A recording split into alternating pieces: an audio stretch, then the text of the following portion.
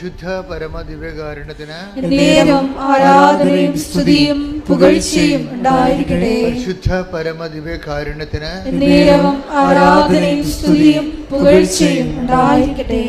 നമ്മളെ ഉടമ്പടിയിൽ എപ്പോഴും നമ്മൾ ശ്രദ്ധിക്കേണ്ടത്, നമുക്കറിയാം എപ്പോഴും അച്ഛൻ പറയുന്നതാണ്, ഇടയ്ക്ക് ഞാൻ റിപ്പീറ്റ് ചെയ്യാറുണ്ട്. സാധാരണ എൻ്റെ ഒരു പോളിസി അനുസരിച്ച് പറഞ്ഞത് പിന്നെ പറയത്തില്ല. ചില കാര്യങ്ങൾ നിങ്ങൾക്ക് പറയുന്നതിൻ്റെ കാരണം ഈ ഓഡിയൻസ് എപ്പോഴും ഇപ്പോൾ 90 ദിവസമോ അല്ലെങ്കിൽ ഉടമ്പടി രണ്ടാമത് പുതുക്കിയോ മൂന്നാമത് പുതുക്കി കഴിയുമ്പോഴേ ചില ആൾക്കാർ ഉടമ്പടി 90 ദിവസം കഴിയുമ്പോൾ നമുക്ക് അവരുടെ വിഷയത്തിൻ്റെ മേൽ ഒരു ഘട്ടം കഴിഞ്ഞിട്ടുണ്ടെങ്കിലും അവർക്കിനി പഴയ തീവ്രമായ സ്നേഹത്തോടെ ഉടമ്പടി ചെയ്യാൻ പറ്റുന്നില്ല എന്ന് കണ്ടാൽ ചിലർ ഉടമ്പടി സ്കിപ്പ് ചെയ്യുന്നുണ്ട്. അപ്പോൾ പുതിയ ആൾക്കാർ ഉടനെ ഉടമ്പടിയിലേക്ക് വരും. ഇപ്പോൾ ഇന്നലെ ഒരു സാധാരണ ദിവസം തന്നെ ഒരു 300-350 പേര് പുതുതായിട്ട് ഉടമ്പടി എടുക്കും. അസാധാരണ ദിവസം എന്ന് പറയുന്ന പബ്ലിക് ഹോളിഡേ ഒക്കെ വരുമ്പോൾ ചിലപ്പോൾ 1000 പേര് ഉടമ്പടി എടുക്കും ലീവ് കാലത്ത്. അപ്പോൾ പുതിയ ആൾക്കാർ ഒത്തിരി ഉടമ്പടിയിലേക്ക് വരുന്നുണ്ട്. അപ്പോൾ അതുകൊണ്ടാണ് അച്ഛന് ചിലത് റിപ്പീറ്റ് ചെയ്യണത്, അത് ആവർത്തിക്കും. കാര്യം പുതിയ ആൾക്കാർക്ക് അറിയത്തില്ലല്ലോ പഴയ കാര്യങ്ങൾ. അപ്പോൾ നിങ്ങളെ പഴയ ആൾക്കാർ വിചാരിക്കും അച്ഛൻ പറഞ്ഞത് തന്നെയാണല്ലോ പിന്നെയും പറയണമെന്ന്. പക്ഷെ പറയാതിരിക്കാൻ പറ്റത്തില്ല, അതാണ് അവസ്ഥ. കാര്യം ഫ്രഷ് ഹാൻഡ്സ് ഇങ്ങനെ ഒത്തിരി ഉണ്ട്. എപ്പോഴും നമ്മൾ ശ്രദ്ധിക്കേണ്ടത്, നമുക്ക് ഈ മൊബൈലിൻ്റെ ഒരു കാലമായത് കാരണം ഭയങ്കരമായൊരു അനുഗ്രഹം വന്നിട്ടുണ്ട്. നമുക്ക് തന്നെ ഇത് വീണ്ടും കേട്ടത് തന്നെ പിന്നെയും കേൾക്കാൻ പറ്റും. അത് വലിയൊരു അനുഗ്രഹമാണ് അല്ലേ. യൂട്യൂബിൽ കേട്ടത് തന്നെ വീണ്ടും നമുക്ക് കേൾക്കാൻ പറ്റും. വലിയ ചിലവില്ലാതെ ബുദ്ധിമുട്ടില്ലാതെ കേൾക്കാൻ പറ്റും.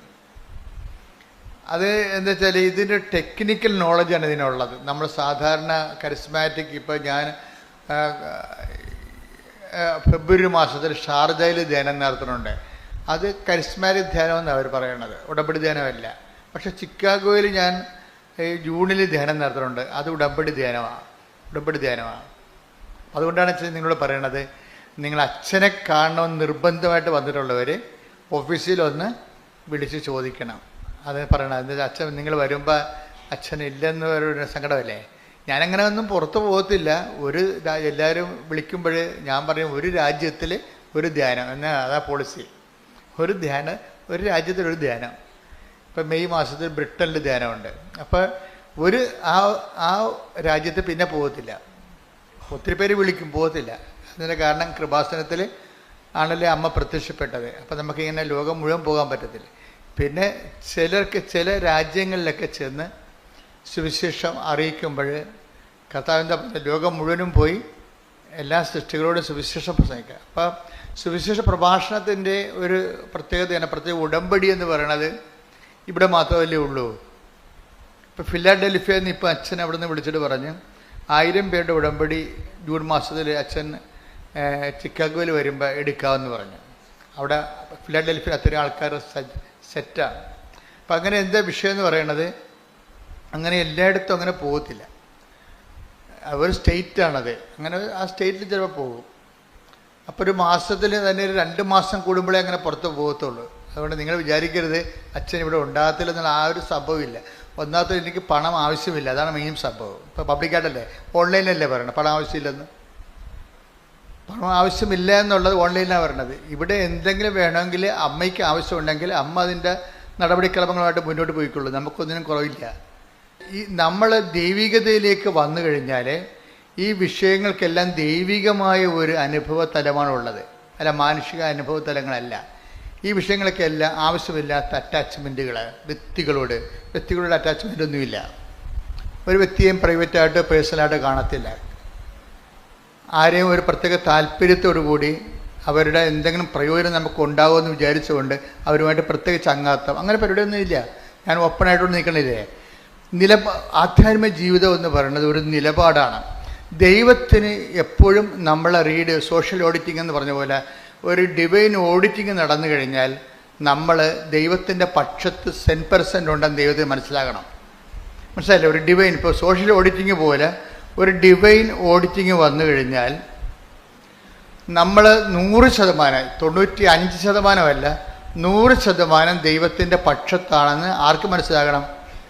ദൈവത്തിന് മനസ്സിലാകണം. മനുഷ്യന് മനസ്സിലാകണമല്ല പ്രശ്നം. മനുഷ്യൻ ചിലപ്പോൾ തെറ്റിദ്ധരിക്കും, അത് കുറച്ച് അവർ തന്നെ തിരുത്തും, അത് കഴിയില്ല. ഇനി തെറ്റിദ്ധരിക്കുന്ന ആൾക്കാർ കുറച്ച് കഴിയുമ്പോൾ മരിച്ചു പോകുമ്പോൾ അവിടെ തെറ്റിദ്ധാരണയും മരിച്ചു പോകും. ആധ്യാത്മിക ഇവാഞ്ചലിസ്റ്റ് എന്ന് പറഞ്ഞാൽ ഇങ്ങനെ ജീവിക്കുകയല്ലേ, കാലാകാലങ്ങളോടും ദൈവതിരുസന്നിധിയിൽ ജീവിക്കുകയല്ലേ. അപ്പോഴേ ഒരു തലമുറയിൽ തെറ്റിദ്ധരിച്ചാൽ നമുക്ക് പ്രശ്നമില്ല. ആ തലമുറ വൈപ്പ് ഔട്ട് ചെയ്ത് പോകുമ്പോൾ തെറ്റിദ്ധാരണയും പോകും. പിന്നെ നിങ്ങളെന്തിനാ ആവശ്യമില്ലാത്ത പേടിക്കണേ? ഒരു തലമുറ, നിങ്ങളെ തെറ്റിദ്ധരിച്ച ഒരു തലമുറ ജീവിച്ചിരിക്കുന്നു. ആ തലമുറയ്ക്കുള്ള ടൈം എന്ന് പറയുന്നത് 20 കൊല്ലമോ 30 കൊല്ലമോ ആയിരിക്കും. നിങ്ങൾ തെറ്റിദ്ധരിക്കപ്പെടുന്ന കാലഘട്ടങ്ങളിൽ നിങ്ങൾ അതിനെ എങ്ങനെ ടാപ്പ് ചെയ്യുന്നു എന്നുള്ളതാണ്. നിങ്ങൾ തെറ്റിദ്ധരിക്കുന്ന കാലം, ഇപ്പം നിങ്ങളെ ഭർത്താവ് തെറ്റിദ്ധരിക്കുമോ? നിങ്ങൾ നിഷ്കളങ്കയാണെന്ന് നിങ്ങൾക്കറിയാം, നിൻ്റെ ദൈവത്തിനും അറിയാം. പക്ഷെ ഭർത്താവ് തെറ്റിദ്ധരിക്കുകയാണ്. അപ്പം നിങ്ങളെന്താ ചെയ്യണം? നിങ്ങൾ എല്ലാ നാട്ടുകാരെ വീട്ടിൽ ഒരു ബന്ധുക്കളെ സ്വന്തപ്പെട്ടവരും പറയും, ഒന്ന് പറയേ, ഞാനിങ്ങനെ ഇത്രയും നിഷ്കളങ്കമായിട്ട് ജീവിച്ചിട്ടും ഞാനിങ്ങനെ കുരിശിൽ കയറുകയാണ് ജീവിതത്തിൽ. You should not talk to anybody. നിങ്ങളൊരു മനുഷ്യന്മാരോട് ഇത് പറയേണ്ട കാര്യമില്ല. നിങ്ങൾ മനുഷ്യന്മാരോട് പറയുന്ന അനുസരിച്ചുകൊണ്ട് ഗ്രേസ് ടാപ്പിംഗ് നടക്കത്തില്ല. ഗ്രേസ് ടാപ്പിംഗ് എന്ന് പറഞ്ഞാൽ എന്താണ്? കൃപ ടാപ്പ്, റബ്ബർ ടാപ്പ് ചെയ്യത്തില്ലേ? റബ്ബർ നമ്മൾ വെളുപ്പിനെ 3 മണിക്ക് എഴുന്നേറ്റ് ആൾക്കാർ ടാപ്പിംഗ് തുടങ്ങത്തില്ലേ? അതുപോലെ ഗ്രേസ് ടാപ്പിംഗ് ഉണ്ട്. ഇപ്പോൾ ഒരു തെറ്റിദ്ധാരണയുടെ നിഴലിലാണ് നിങ്ങൾ നിൽക്കുന്നത്. അപ്പോൾ എന്താ ചെയ്യേണ്ടത്? ടാപ്പിംഗ് ടൈമാണെങ്കിൽ എപ്പോഴും സൈലൻ്റ് ആയിരിക്കും. ടാപ്പിംഗ് ടൈമിൽ എന്താണ്? ഇപ്പോൾ റബ്ബർ ടാപ്പ് ചെയ്യുന്ന ആൾക്കാർ ബഹളം ഉണ്ടാക്കി നാട്ടുകാരെ വിളിച്ച് കൂട്ടിയൊക്കെയാണ് പറഞ്ഞത്. അല്ല, അതൊരു സൈലൻ്റായിട്ട് അവരും റബ്ബർ മരവും തമ്മിലുള്ള ബന്ധമേ ഉള്ളൂ, വേറെ ആരും അവിടെ ഇല്ല. റബ്ബർ മരവും അവരും തമ്മിലുള്ള ബന്ധമേ ഉള്ളൂ. ചിലപ്പോൾ ഇരുട്ടത്തായിരിക്കും, സൈലൻ്റ് ആയിരിക്കും ചെയ്യണതല്ല. ടാപ്പിംഗ് ടൈം എപ്പോഴും സൈലൻ്റാണ്, നിശബ്ദത. അമ്മ എപ്പോഴും അങ്ങനെയാണ്. ഗ്രേസ് ടാപ്പിംഗ് ടൈമിനെ കുറിച്ച് എൻ്റെ മക്കളെ, അതായത് ഉടമ്പടി എടുക്കാൻ വരുമ്പോൾ നിങ്ങൾ മറക്കേണ്ടത് നിങ്ങളുടെ നിയോഗങ്ങളാണ് മറക്കേണ്ടത്. നിങ്ങൾ എപ്പോഴും ഓർത്തുകൊണ്ടിരിക്കുന്നത് അതാണ് എൻ്റെ കുഴപ്പം.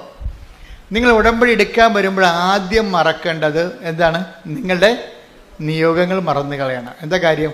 അത് നമ്മുടെ വിഷയമല്ലാത്തത് കൊണ്ടാണ്. വൺസ് നമ്മൾ കർത്താവിൻ്റെ പരിശുദ്ധ അമ്മയുടെ കൈകളിൽ കൊടുത്തു, ഈശോനെ ഏൽപ്പിക്കാൻ പറഞ്ഞ് ശ്രദ്ധിച്ചു കഴിഞ്ഞാൽ പിന്നെ ആ വിഷയം നമ്മുടെ അല്ല. പിന്നീടില്ലേ, നമ്മളൊരിക്കലും ആ വിഷയം എഴുതി ടൈപ്പ് ചെയ്ത് അമ്മയുടേക്ക് കൊടുത്തു. അമ്മ 6 കാര്യമുണ്ട്. 6 അല്ല കേട്ടോ അമ്മേ, 10-60 കാര്യമുണ്ട്. ഇപ്പം 6 അല്ല എഴുതാൻ പാടുള്ളൂ എന്ന് പറയുമ്പോൾ നിൻ്റെ നീ അത് കൊടുക്കുമ്പോൾ തന്നെ ആ വിഷയം ടേക്കപ്പ് ചെയ്തു. പിന്നെ നീ ആ വിഷയത്തെക്കുറിച്ച് അപരാധി കൊള്ളരുത്. ദൈവത്തിനെ ടെസ്റ്റ് അടിച്ച് നോക്കരുത്. ഇപ്പം ഞാൻ ഉടമ്പടി ചെയ്തല്ലോ, ഇനിയിപ്പോൾ PR-ൻ്റെ പേപ്പർ വന്ന് കാണും, ഓഫർ ലെറ്ററിൻ്റെ പേപ്പർ വന്ന് കാണുമെന്ന് പറഞ്ഞുകൊണ്ട് നീ ഉടനെ കമ്പ്യൂട്ടറിൽ കയറി എപ്പോഴും കമ്പ്യൂട്ടറിൻ്റെ അടുത്ത് ചാടി വീഴരുത്. അപ്പോൾ ദൈവത്തിന് മനസ്സിലാകും നിനക്ക് ഉടമ്പടി എന്ന് പറയുന്നത് ഏറ്റവും ഉടമ്പടി പ്രധാനപ്പെട്ട നിയോഗമല്ല. എന്താണ്? കഴിഞ്ഞ ആഴ്ച രസം പറഞ്ഞായിരുന്നു, ഉടമ്പടി പ്രധാനപ്പെട്ടത് ഉടമ്പടി തന്നെയാണ്. അതാണ് വിഷയം. ഉടമ്പടി പ്രധാനപ്പെട്ട നിയോഗമല്ല. ഉടമ്പടി പ്രധാനപ്പെട്ടത് ആരുമായിട്ടാണ് നമ്മൾ ഉടമ്പടി ചെയ്തിരിക്കുന്നത്, ആ വ്യക്തിയാണ് പ്രധാനപ്പെട്ടത്. അപ്പോൾ നമ്മളെന്ത് ചെയ്യും? നമ്മൾ ആ വ്യക്തിയുമായിട്ട് നമുക്ക് കീപ്പ് ചെയ്യാവുന്നത് വിശ്വാസമല്ല, പിന്നെന്താണ്? വിശ്വസ്തത. അതാണ് അച്ഛൻ ആദ്യം റിപ്പീറ്റ് ചെയ്യണേണ്ട, പഴയ ക്ലാസ്സാണിത്. നമുക്ക് ഉടമ്പടിയിൽ പ്രൈമറി റിലേഷനിൽ വരണത് വിശ്വാസമല്ല, വിശ്വസ്തതയാണ് വരണത്. എന്താണ് വിശ്വസ്തത എന്ന് പറയുന്നത്? ഫിഡലിറ്റി. എന്താണത്? സർവൈവിങ് ഫെയ്ത്ത് എന്ന് പറയും. സർവൈവിങ് ഫെയ്ത്തിൻ്റെ ഫെയ്ത്തിന് ഇങ്ങനെ ഷോർട്ട് ടൈം ഫെയ്ത്ത് ഉണ്ട്. കർത്താവ് പറയും ഷോർട്ട് ടൈം ഫെയ്ത്ത് എന്താ? അല്പവിശ്വാസി. എന്താ? വിശ്വാസമുണ്ട്, പക്ഷെ 2-3 ദിവസത്തെ വിശ്വാസമേ ഉള്ളൂ. അതാണ് അല്പവിശ്വാസി. എന്താണ് കാര്യം? ഫെയ്ത്ത് ഷോർട്ട് ടൈം ആകാൻ കാരണം അതിൻ്റെ അകത്ത് സംശയത്തിൻ്റെ കണ്ടൻറ്റ് കൂടുന്നത് കൊണ്ടാണ്. ഇപ്പോൾ പത്രോസ് കർത്താവ് കടലിന് മീതെ നടന്നു വന്നത് കണ്ടപ്പോൾ, ഇപ്പോൾ കടലിന് മീതെ നടക്കുന്നത് ഒരു പൊട്ടൻസിയാണെന്ന് മനസ്സിലായി പത്രോസിന്. കടലിൽ നീന്തിയിട്ടുള്ള ആളാണ്, പക്ഷെ നടന്നിട്ടില്ല. പക്ഷെ കർത്താവ് നടന്നു വരുന്നത് കണ്ടപ്പോൾ ഇങ്ങനെയൊക്കെ കടലിൻ്റെ പുറത്ത് ചെയ്യാൻ പറ്റുമല്ലേ? അപ്പോഴേ പത്രോസ് പറഞ്ഞു, if it is you let me also come to you. നീയാണ് എങ്കിൽ എന്നെ കൂടി നിൻ്റെ അടുത്ത് വരാൻ അനുവദിക്കുക. അപ്പോഴ് പുള്ളിക്ക് ഭയങ്കര എന്നെ കൂടി നിൻ്റെ അടുത്ത്. Take the word of God. സ്തുതിക്കട്ടെ. ഹല്ലേലൂയ ഹല്ലേലൂയ ഹല്ലേലൂയ ഹല്ലേലൂയ. യേശുവേ നന്ദി. ഹല്ലേലൂയ ഹല്ലേലൂയ ഹല്ലേലൂയ. യേശുവേ ആരാധന ആരാധന ആരാധന. യേശുവേ മഹത്വം മഹത്വം മഹത്വം. യേശുവേ ആരാധന.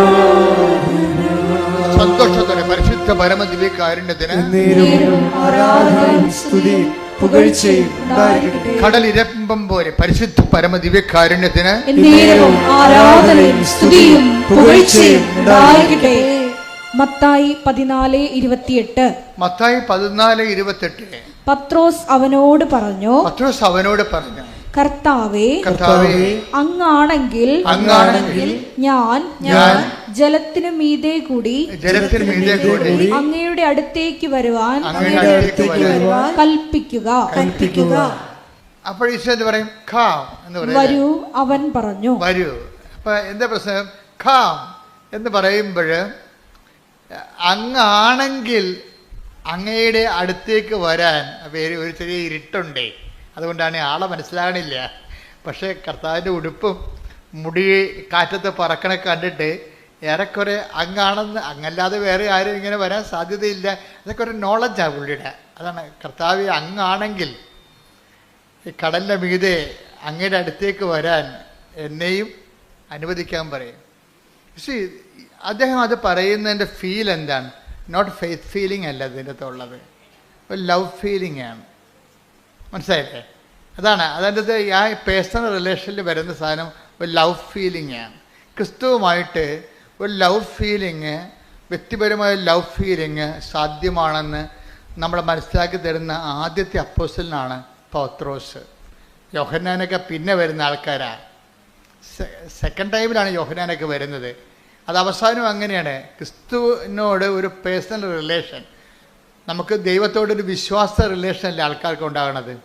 അതിനേക്കാൾ ഉപരി ഒരു ലവ് റിലേഷൻ ക്രിസ്തുവുമായിട്ട് സാധ്യമാണെന്നുള്ളത് നമ്മളെ പഠിപ്പിക്കുന്നത് പത്രോസിനോട് ചേർന്ന് വന്നിട്ടുള്ള കഴിഞ്ഞ 2000 വർഷങ്ങളായിട്ട് വന്നിട്ടുള്ള മഹാവിശുദ്ധന്മാരൊക്കെ, അറിയപ്പെടാത്ത വിശുദ്ധന്മാരും അറിഞ്ഞ വിശുദ്ധന്മാരും എല്ലാം ക്രിസ്തുവിനെ മനസ്സിലാക്കുന്നത് ഒരു വിശ്വാസത്തിൻ്റെ ലെവലിലല്ല, പിറന്ന എന്താണ് ഒരു പേഴ്സണൽ ലെവൽ, സ്നേഹത്തിൻ്റെ ലെവലിലാണ്.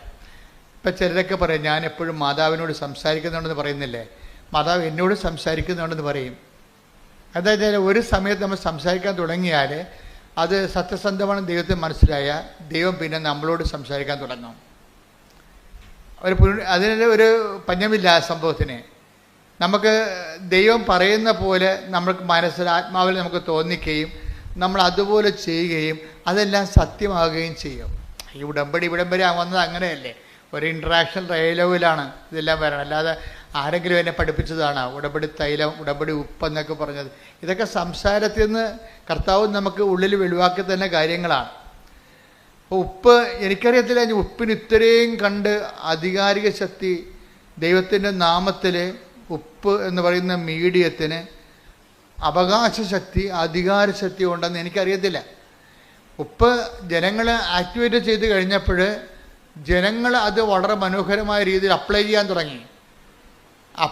തുടങ്ങിയപ്പോഴാണ് ഞാൻ ഇതിൻ്റെ റെഫറൻസ് തിരക്ക് ബൈബിളിൽ ചെല്ലുമ്പോഴാണ് ഉപ്പ് അപ്ലൈ ചെയ്തിട്ടുള്ള പല ഭാഗങ്ങൾ കാണുന്നത്. അപ്പോഴാണ് ഉപ്പിന് ഉടമ്പടിയുമായിട്ട് ബന്ധമുള്ളത്, നമുക്ക് ഉടമ്പടിയുടെ ടേംസ് കിട്ടണത്. അപ്പോൾ നോക്കുമ്പോൾ നമ്മൾ ഉപയോഗിച്ചുകൊണ്ടിരിക്കുന്ന എല്ലാ നേർച്ച വസ്തുക്കൾക്കും തന്നെ ഉടമ്പടിയുടെ പെർസ്പെക്റ്റീവിൽ വളരെ തിയോളജിക്കൽ ഇംപ്ലിക്കേഷൻസ് ഉള്ളതാണ്, ദൈവശാസ്ത്രപരമായിട്ടുള്ള സൂചകങ്ങളുള്ളതാണ്. പക്ഷേ ഇതെങ്ങനെയാണ് ഉപയോഗിക്കുന്നത്, ഇത് ഉപയോഗിക്കുമ്പോൾ നമ്മുടെ മെൻ്റൽ കണ്ടീഷൻ എന്താണ്, അതൊക്കെയാണ് ഉടമ്പടി ധ്യാനത്തിൽ പറയണത്. അതുകൊണ്ടാണ് അത് ടെക്നിക്കൽ നോളജാണ്, ശ്രദ്ധിച്ചിരിക്കണമെന്ന് പറഞ്ഞതിൻ്റെ കാരണം. അപ്ഡേഷൻസ് വരണം, എല്ലാത്തിനും പുതിയ പുതിയ അപ്ഡേഷൻസ് എപ്പോഴും വന്നുകൊണ്ടിരിക്കും. കാര്യം വെച്ച് കഴിഞ്ഞാൽ ഉടമ്പടി പടയാളികളെന്നും പറഞ്ഞൊരു വംശം തന്നെ ഇറങ്ങിയിരിക്കുകയാണ്. അവർ അതിമനോഹരമായ രീതിയിൽ വെന്റിലേറ്ററിലും ICUവിലും, അതുപോലെ തന്നെ ഇപ്പം തന്നെ ഒരു സാക്ഷ്യം കേട്ടില്ലേ, ഇന്ത്യയിൽ തന്നെ UPSൽ 2 സീറ്റേ ഉള്ളൂ, അതിൽ1 സീറ്റ് ഇവർക്ക് കിട്ടും, പക്ഷേ ഇവർക്ക് മെറിറ്റില്ല.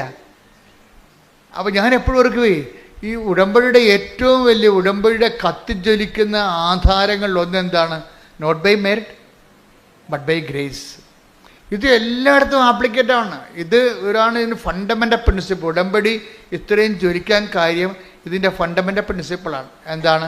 നോട്ട് ബൈ മെറിറ്റ്, നിൻ്റെ കഴിവ് കൊണ്ടല്ല, പിന്നെ എന്താണ്? എൻ്റെ കൃപ കൊണ്ടാണെന്ന്. അതാണ് ഇത്. നിങ്ങൾ ഉടമ്പടി എടുത്തവർ ശരിക്കും പറഞ്ഞാൽ ഒരു ലെറ്റർ പാഡിൽ എഴുതിയിട്ട് നിങ്ങളുടെ എവിടെ കാണപ്പെടുന്ന സ്ഥലത്ത് ഒട്ടിച്ചു വെക്കേണ്ടതാണ്. നിങ്ങളെ ഈ കുടുംബം ഇനി റൺ ചെയ്യാൻ പോണത് നോട്ട് ബൈ മെറിറ്റിലാണ്. അത് അടിച്ചു വെക്കണം ശരിക്കും. Not by merit but by grace. എന്നുവെച്ചാൽ എൻ്റെ കഴിവ് കൊണ്ടല്ല, ദൈവത്തിൻ്റെ കൃപ കൊണ്ട്. അപ്പം നമുക്ക് നമ്മുടെ മുമ്പിൽ ഈ ഒരു ഭജന വെളിപാട് അനന്തമായ സാധ്യതയാണ് തരണത്. ഇപ്പം നിങ്ങൾക്ക് 15 കോടി കടമുണ്ട്. നിങ്ങൾക്കറിയാം നിങ്ങളുടെ മൊത്തം വിറ്റ് ചുട്ടാലും ആ കടം പരിഹരിക്കത്തില്ല, മെറിറ്റില്ല. പക്ഷേ സാധ്യമാണ്. എന്താണ്? Not by merit but by grace. ഇപ്പം ധനവാൻ ഒരു ബിസിനസ്മാനാണ്. അയാളുടെ ബിസിനസ്സുകാർ ഒന്നും ദൈവരാജ്യത്തിലേക്ക് വരാൻ വലിയ പാടാണ്. ബിസിനസ്സുകാരെ എന്താ കാര്യം വെച്ച് കഴിഞ്ഞാൽ അവർക്ക് 4-5 പുസ്തകം കാണില്ല. ചിലർക്ക്, എല്ലാവർക്കും ഒന്നുമല്ല, 4-5 കുടുംബത്തിൻ്റെ ഷെയർ ഹോൾഡേഴ്സിനെ കാണിക്കാനൊരു പുസ്തകം ഇല്ലേ, ഗവൺമെൻറ് ഇൻകം ടാക്സിനെ കാണിക്കാൻ വേറൊരു പുസ്തകം. അങ്ങനെ പല പുസ്തകങ്ങൾ ചില സമയത്ത് ചില ബിസിനസ്സുകാർ സൂക്ഷിക്കുന്നു. അവർക്ക് അവിടെ ന്യായങ്ങളുണ്ട്. അതൊന്നും ശരിയാണെന്ന് സുവിശേഷത്തിൽ പറയത്തില്ല. പക്ഷേ അതല്ല, സുവിശേഷം വേറെ ചില ആശങ്കകൾ കാണിക്കും. എന്താ കാര്യം?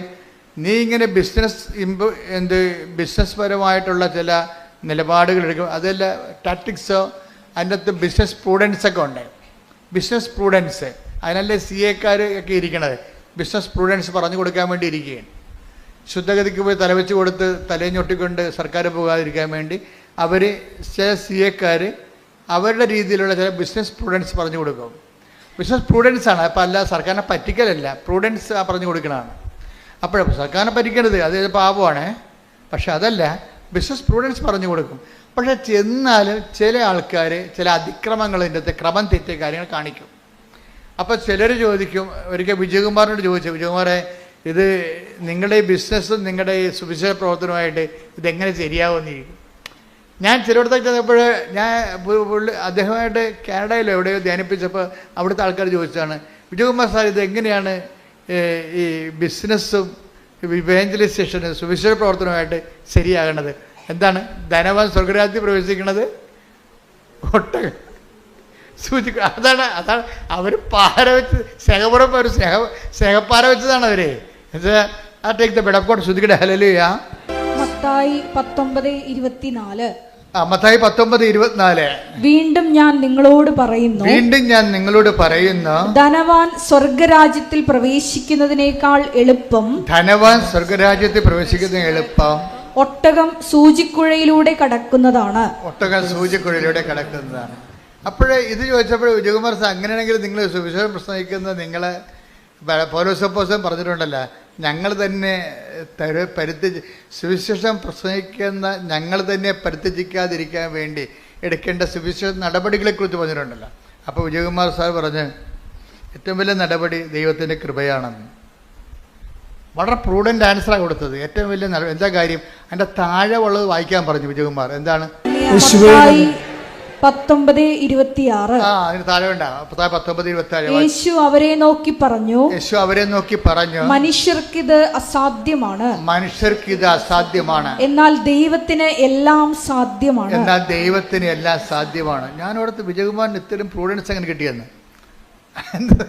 മനുഷ്യർക്കിത് അസാധ്യമാണ്. ഇപ്പം നമ്മൾ എന്ത് സംഭവം ചെയ്താലും ചില കാര്യങ്ങൾ മനുഷ്യർക്ക് അസാധ്യമായിട്ട് വരും.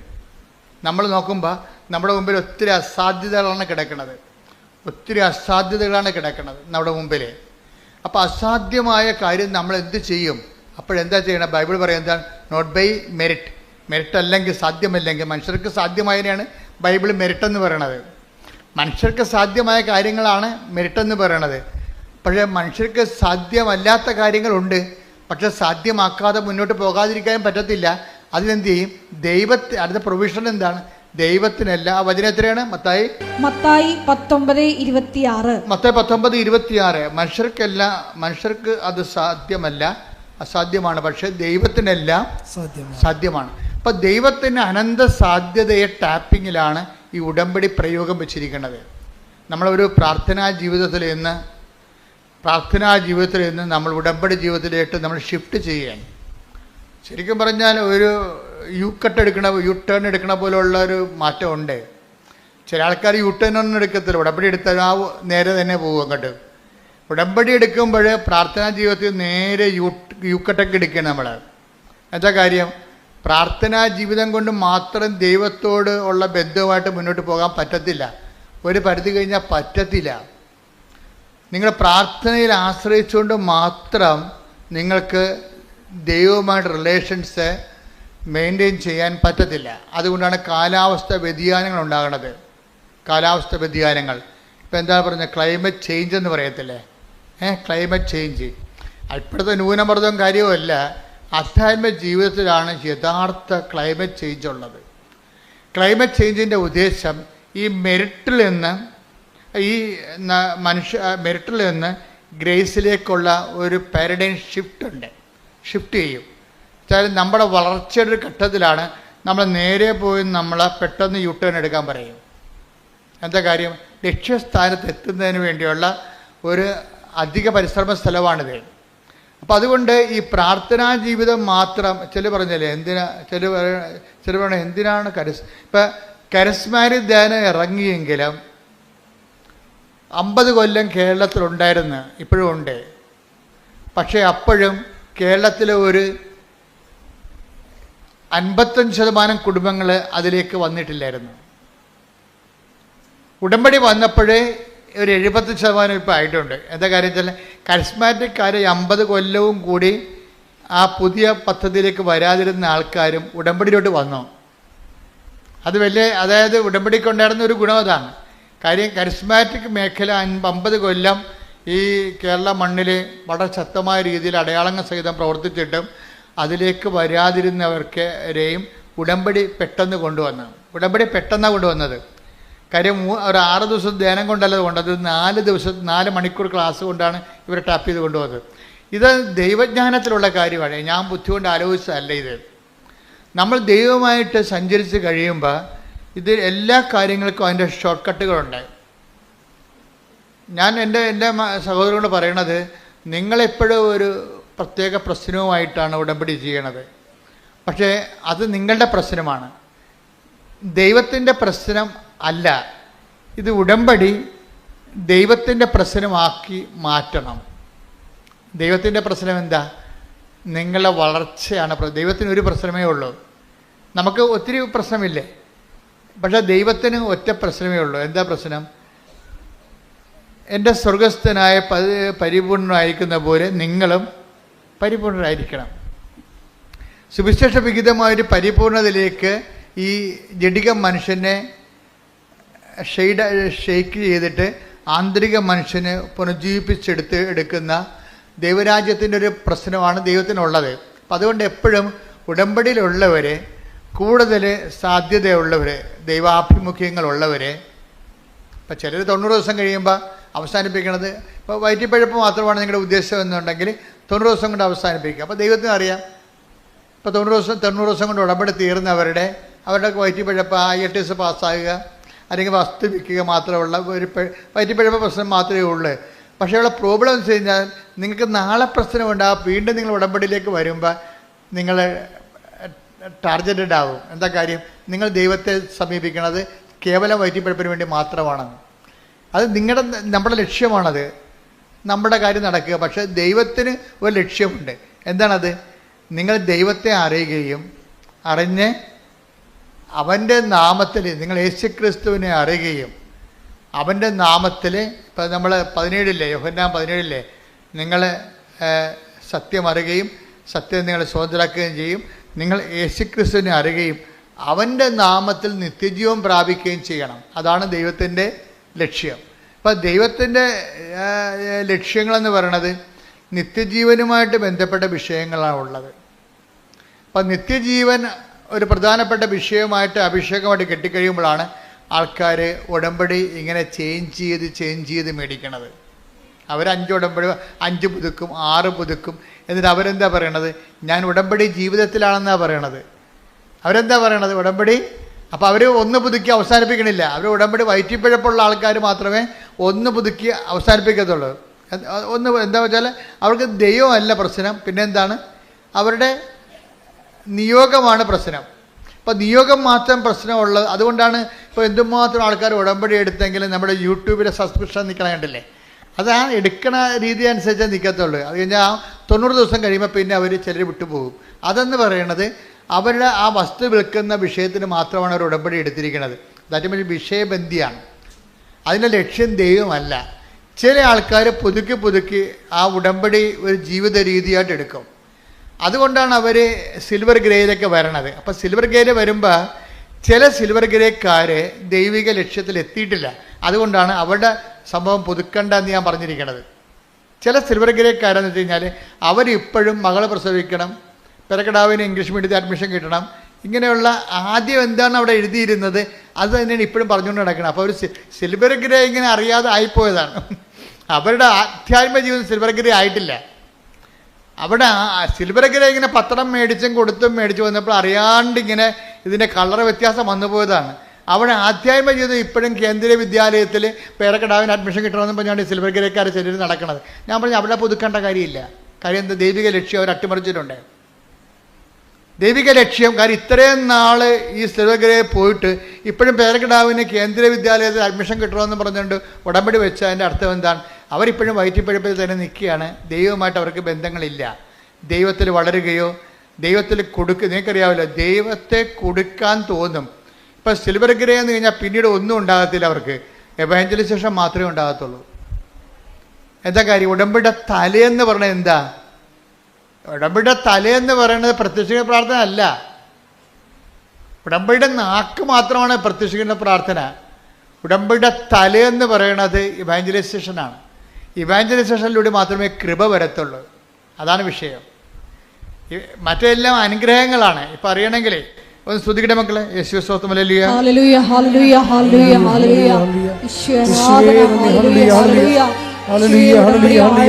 സംസാരിക്കുന്ന ഉടമ്പടിയുടെ തലയുണ്ട്, ഉടമ്പടിയുടെ ഹൃദയമുണ്ട്, ഉടമ്പടിയുടെ കൈയുണ്ട്, ഉടമ്പടിയുടെ കാലുണ്ട്. ഇങ്ങനെ വ്യത്യസ്തമായ. അപ്പോൾ ഇത് തമ്മിൽ വ്യത്യാസം മനസ്സിലാക്കണം.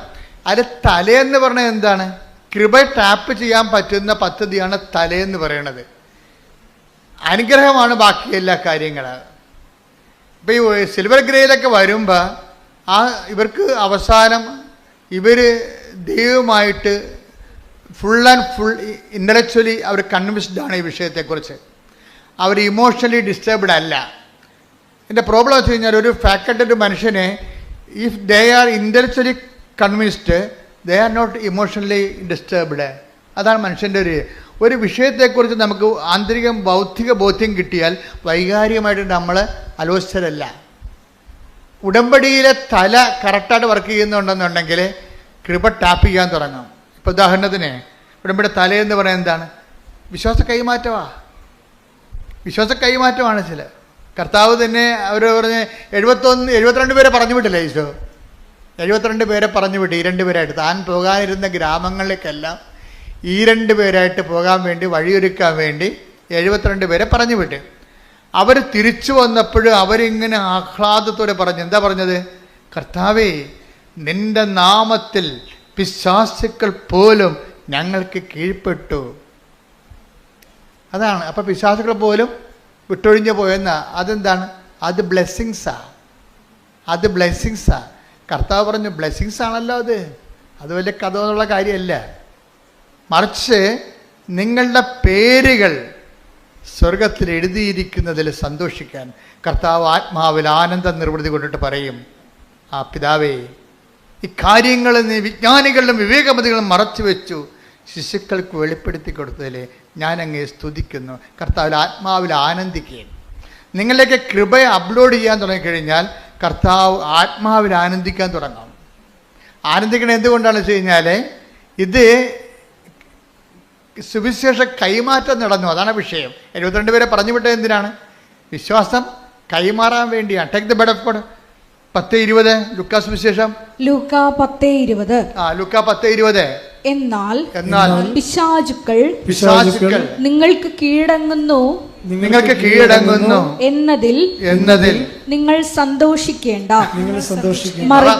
പരിമാറി, അല്ലെങ്കിൽ ക്യാൻസർ മാറി, അല്ലെങ്കിൽ നിങ്ങളെ രോഗം മാറി എന്നതിൽ വലിയ സന്തോഷമൊന്നും കാണിക്കണ്ട. കാര്യം എന്താണ്? ദൈവം സന്തോഷിക്കുന്നത് എന്തിലാണ്? സുവിശേഷം കൈമാറി എന്നതിലാണ്. അവിടെയാണ് വിഷയം. ഇപ്പം കൃപാസനം പത്രത്തെക്കുറിച്ച് എന്തുമാത്രം സഭയുടെ അകത്തും പുറത്തും പൊതുജനങ്ങളിൽ എന്തുമാത്രം കലാപക്കൊടിയും ഉണ്ടായി. ആ കാലങ്ങളിലൊക്കെ ഞാൻ ആകപ്പാടെ ഇങ്ങനെ പ്രാർത്ഥിച്ച് നിൽക്കുകയാണ് ചെയ്തത്. കാര്യം ഞങ്ങൾക്കറിയാമായിരുന്നു പത്രത്തിലാണ് ഈ സംഭവം ഇരിക്കണം മുഴുവനും എന്ന്. പക്ഷേ പത്രം പുറത്തിറങ്ങിയ പിശാച് പല്ലും നഖവും കൊണ്ടാണ് വന്നത്. എത്രയെത്ര വീഡിയോ ഇതിനെതിരെ ഇറങ്ങി. ഒരു മനുഷ്യൻ പോലും ഒന്നും ചെയ്തില്ല. എന്നിട്ടും ദോശ ചുട്ട് തിന്ന് ചമ്മന്തി അരച്ചെന്നൊക്കെ പറഞ്ഞുകൊണ്ട് നമ്മൾ അന്ധവിശ്വാസം പ്രചരിപ്പിക്കുന്നു. അച്ഛനെ അറസ്റ്റ് ചെയ്യണം, എന്തെല്ലാം പരിപാടിയാണ്. എന്ത് ഗവൺമെൻറ് എന്ത് നിയമം അന്ധവിശ്വാസം പ്രചരിപ്പിക്കുന്നതിനെതിരെ രാജസ്ഥാൻ ഗവൺമെൻറ് നടപടിയെടുത്തു. കൃപാസനത്തിൽ നടപടിയെടുക്കും. അങ്ങനെ പല്ലും നഖവും കൊണ്ട് പിശാച് നാല് പാടുന്ന എളിക്കാൻ തുടങ്ങി.